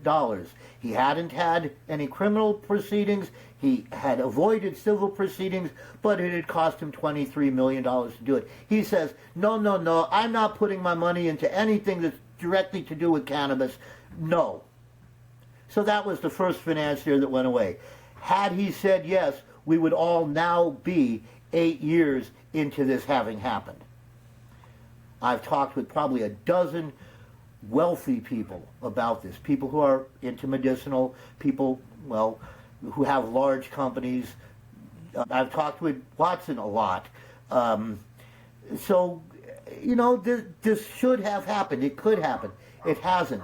I think we're going to see things tighten down a lot, maybe even back to just purely medicinal.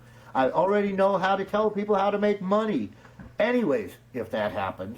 But more importantly, we could get that research done. And I think, you know, if the Republicans tighten shit down like that, it's okay with me.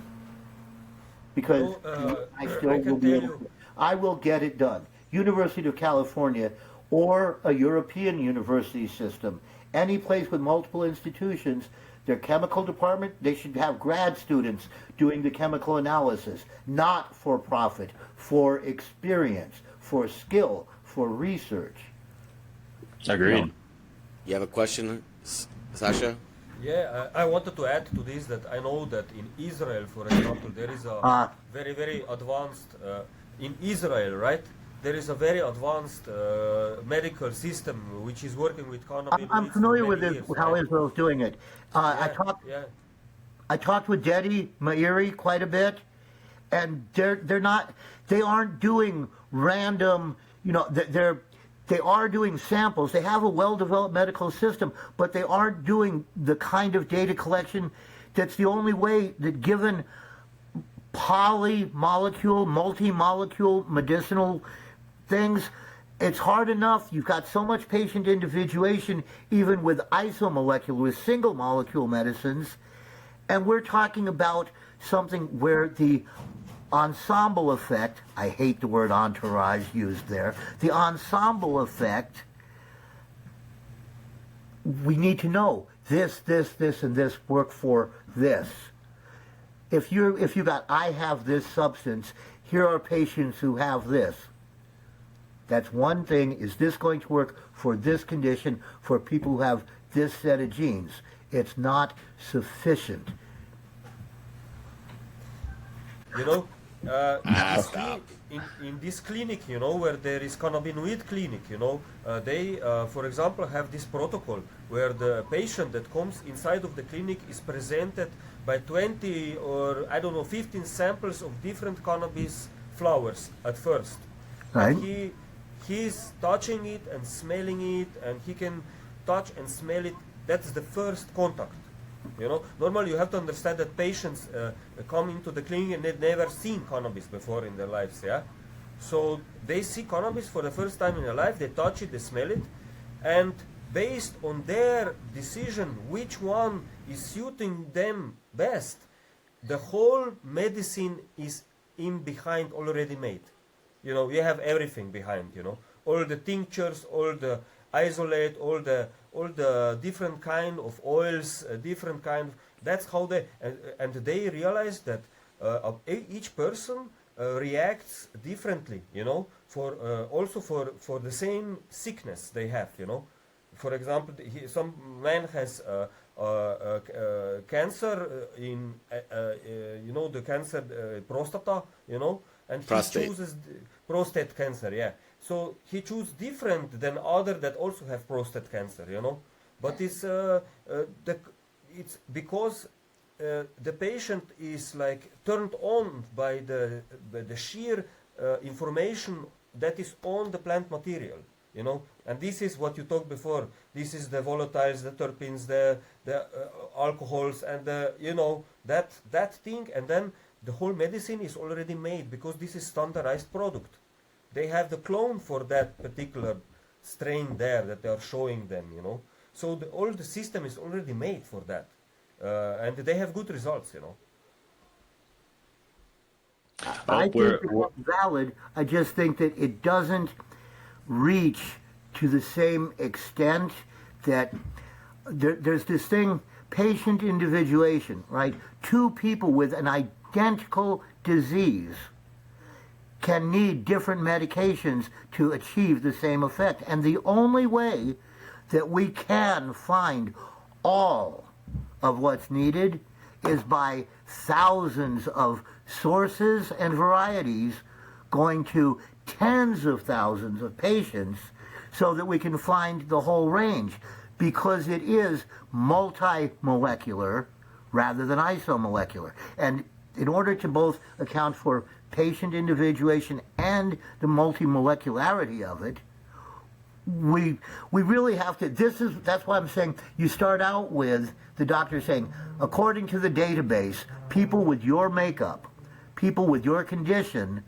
are reporting this one seems to be what they have the best results with. So start out here, and if this one doesn't do it, then this is the group that the second largest group with your condition report. And as we fine-tune it, as we get tens and or hundreds of thousands of results, it will get to the point where we can say, okay, you have AB 97365 at this locus, therefore this is what you need. But that's never going to happen without really enormous efforts to collect that huge, that almost infinite, I mean, so large that it's for all practical purposes, infinite number of combinations of substances and patient physiologies. Well, it's like the process of elimination that would go on there is immense after you have those first test samples and you start with the, hey, start here, and then we'll work our way from there, because you can almost start to then compare those different cannabinoid, terpene, other oleofactor profiles to each other, and then start to drop out the ones that don't overlap and then pick up the other ones that do.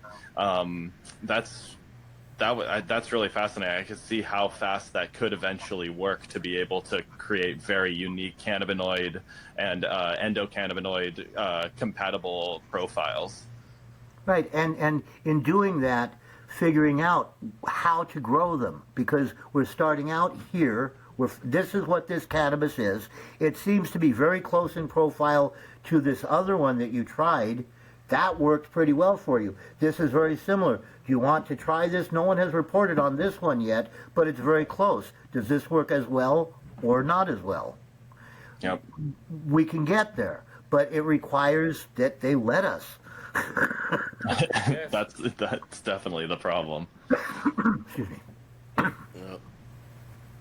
One story that I wanted to make sure that you told that I don't think that you haven't yet was how you were the last person to smoke cannabis with Jack Kerouac. Okay, Jack and I met at the 1985 National Normal Conference in Washington, and we hit it off pretty well. It's ironic that we met there because both of us were living in Portland at the time. And we have this mutual friend, Paul Stanford, who used to have and run the Hemp and Cannabis Foundation. Paul is one of the most active hemp activists in the world right now. He's also a pretty good grower.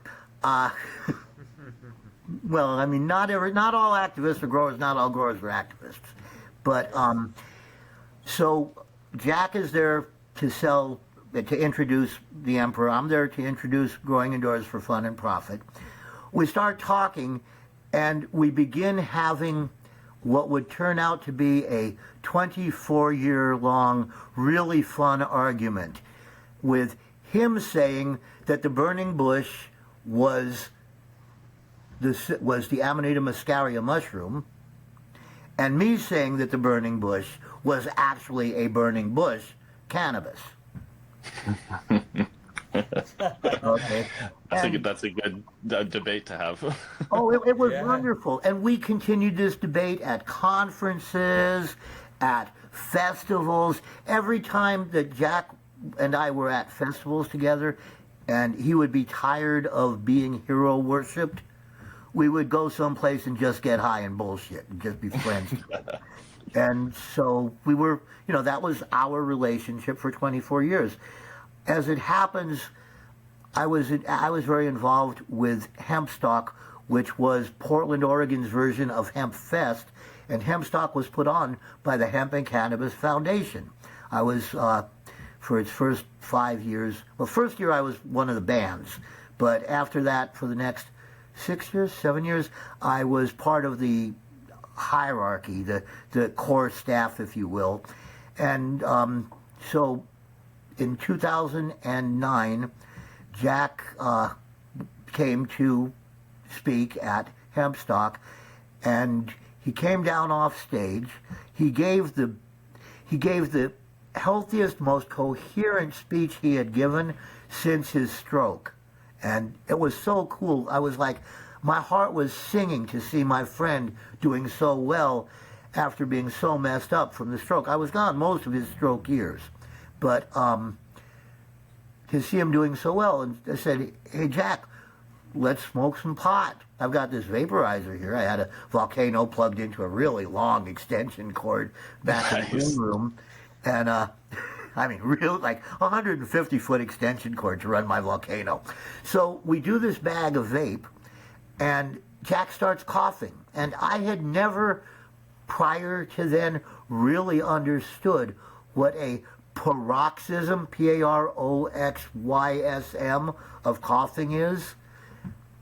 They look like they're freaking dying. They turn beet freaking red. They turn, they're gasping. And I asked Jack, are you okay? Because I was really worried. And he says, oh, nah. I don't know what I said was, are you okay? I finally made you cough, huh? And he laughs and says, nah, I cough all the time.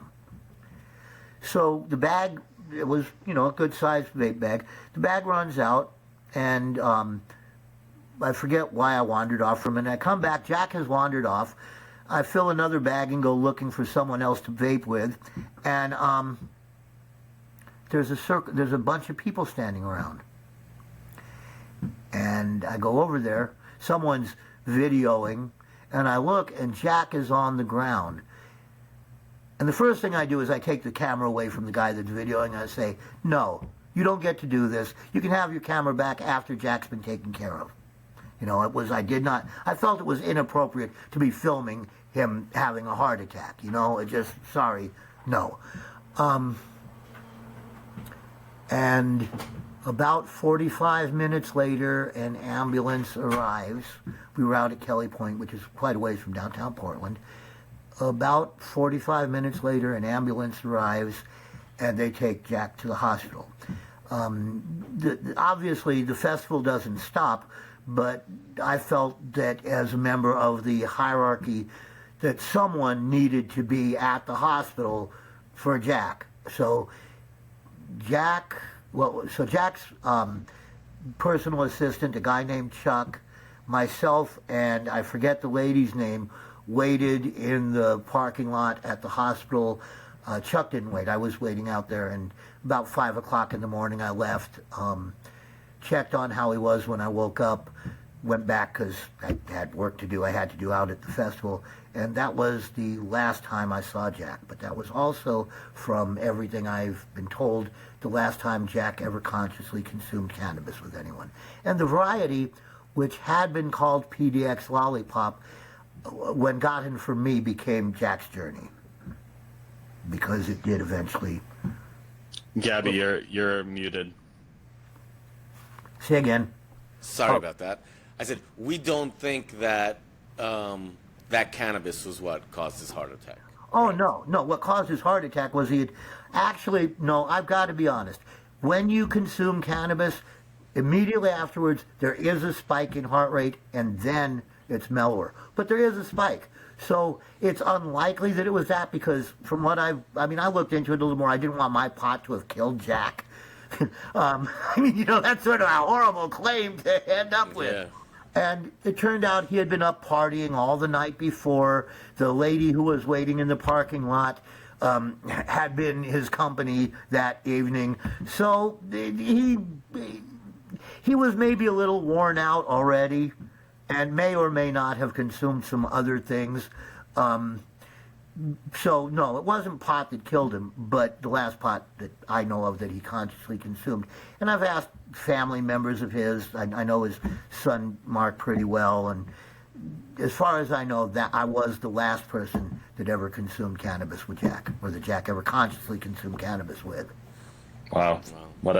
That's a crazy story. It is, Yeah. And with that story, I think it might be a good place to start to wrap it up, because I think that's a great story.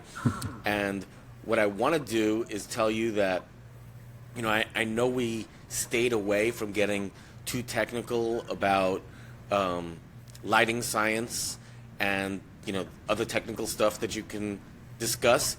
And we want to invite you back. So this time we talked mostly about your story and your stories. And next time we can talk more about, different growing metets and stuff, and about lighting, and then we can sprinkle in some of your stories with those. Okay. So because we know you got some stories still to tell. And Sounds of course good. Also about strains, which strains you've been working with after, because you have a long history of. There's something called Grandma's Peach Pie that right now is my absolute favorite. I'm told it's Peach Rings Cross Granddaddy Purple. It tops itself into, each branch goes up and becomes 3 branches. Outside it goes pre-floral. Outside on let's see, the first time I grew it, it was fully into pre-flower on the 21st of July outside, and fully into flower by the 1st of September. It's not an auto. It's fast to go into flower, but then has a nice, if you want it, basically it will flower as long as you want, like a haze. Very good. And one thing before we let you go, is the Farmer in the Sky, is this something that's still available? And is there any other thing that you want to discuss as far as things that you're doing? I want to make sure I'm giving you a little time to plug yourself. If anyone out there wants to see the American the American College of Cannabiculture, the Consumers Research Institute they would happen up in Maine. There's a place up there I can get into for a down payment of $100,000 to $200,000, and the owner will carry contract. I'm willing to sell good-sized chunk of equity for it. You would be advancing the state of cannabis, because we will be doing research. We will be a real vocational college teaching people what they need to know to grow cannabis properly for medicinal use. I think all use, I do believe all use is medicinal. Does it make you feel better? It's medicinal. It's that simple. Read the definition of medicinal, and all cannabis meets that definition. Nice one. But yeah, I'm looking forward to us doing more. Oh, this was fun. I think we're going to have to do at least a few more. I know you also want to talk about cannabis activism. Oh yeah. And so there's a ton that we want to talk about. I just wanted to make sure that we had enough time to tell your story and to hear some stories. But like I said, next time we'll get more in depth into lighting science. We'll make people's heads very spin. good.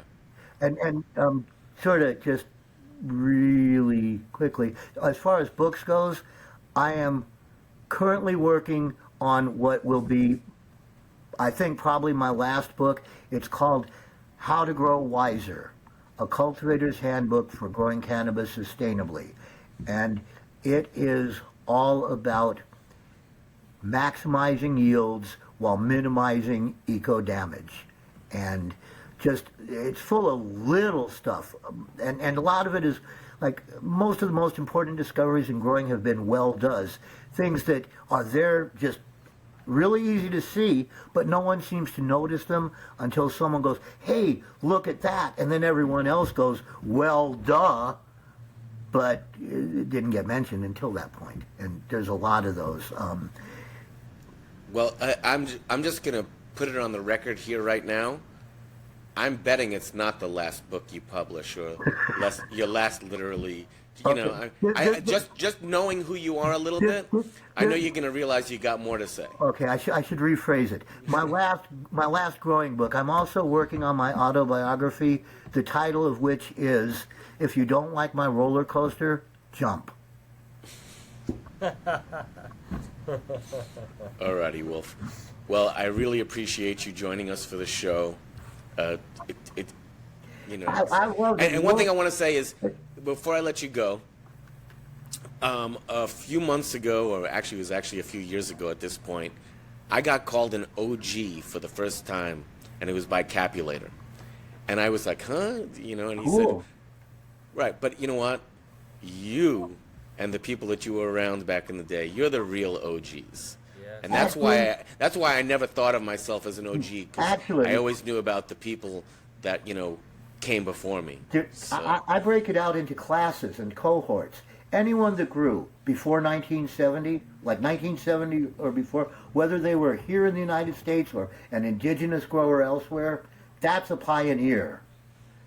First wave is the people who were growing prior to a lot of books coming out on it. And I would call that starting the age of indoor growing, even though it really started a little before Steve Murphy's first book.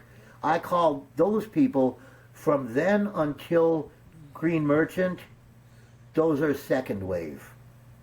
What year was that? Oh, until Green Merchant. Until Green Merchant. So I came right after Green Merchant. 70 to 79, 79 to 89, and then third wave are still OGs. Anyone who grew before it was legal is an OG. They earned that right to think. They risked their freedom to do it. They earned that. Even if they weren't major league or like that, if you risk your freedom to grow cannabis, you are an OG, period. Well, there you have it. Michael Wolf Siegel just called me an OG. So... Well, I mean, I met you through our friend, through the Garden Spout up in Seattle, up in Portland, and you know, you told me he's doing frisbee golf now, and I think that's awesome. I bet my friend Rafael Martinez into your buddies, because that's Ralph's big thing is frisbee golf, and he's in Portland. Frisbee golf and weed is a good combination. I think we'll leave it with that. Okay. Thank you, everybody. Don't hang up, Wolf. I enjoyed it a lot. Right there. You got to stay right there, okay? Okay. After I'm done recording, I'm gonna stop the recording, but we got to stay on the line, okay? Okay. So, thanks everyone for joining us. We look forward to doing more podcasts with Michael Wolf Siegel. We've got the two wolves here today. We got two wolves and a hobbit. That sounds like a book right there. That does. All righty. Thank you guys very much.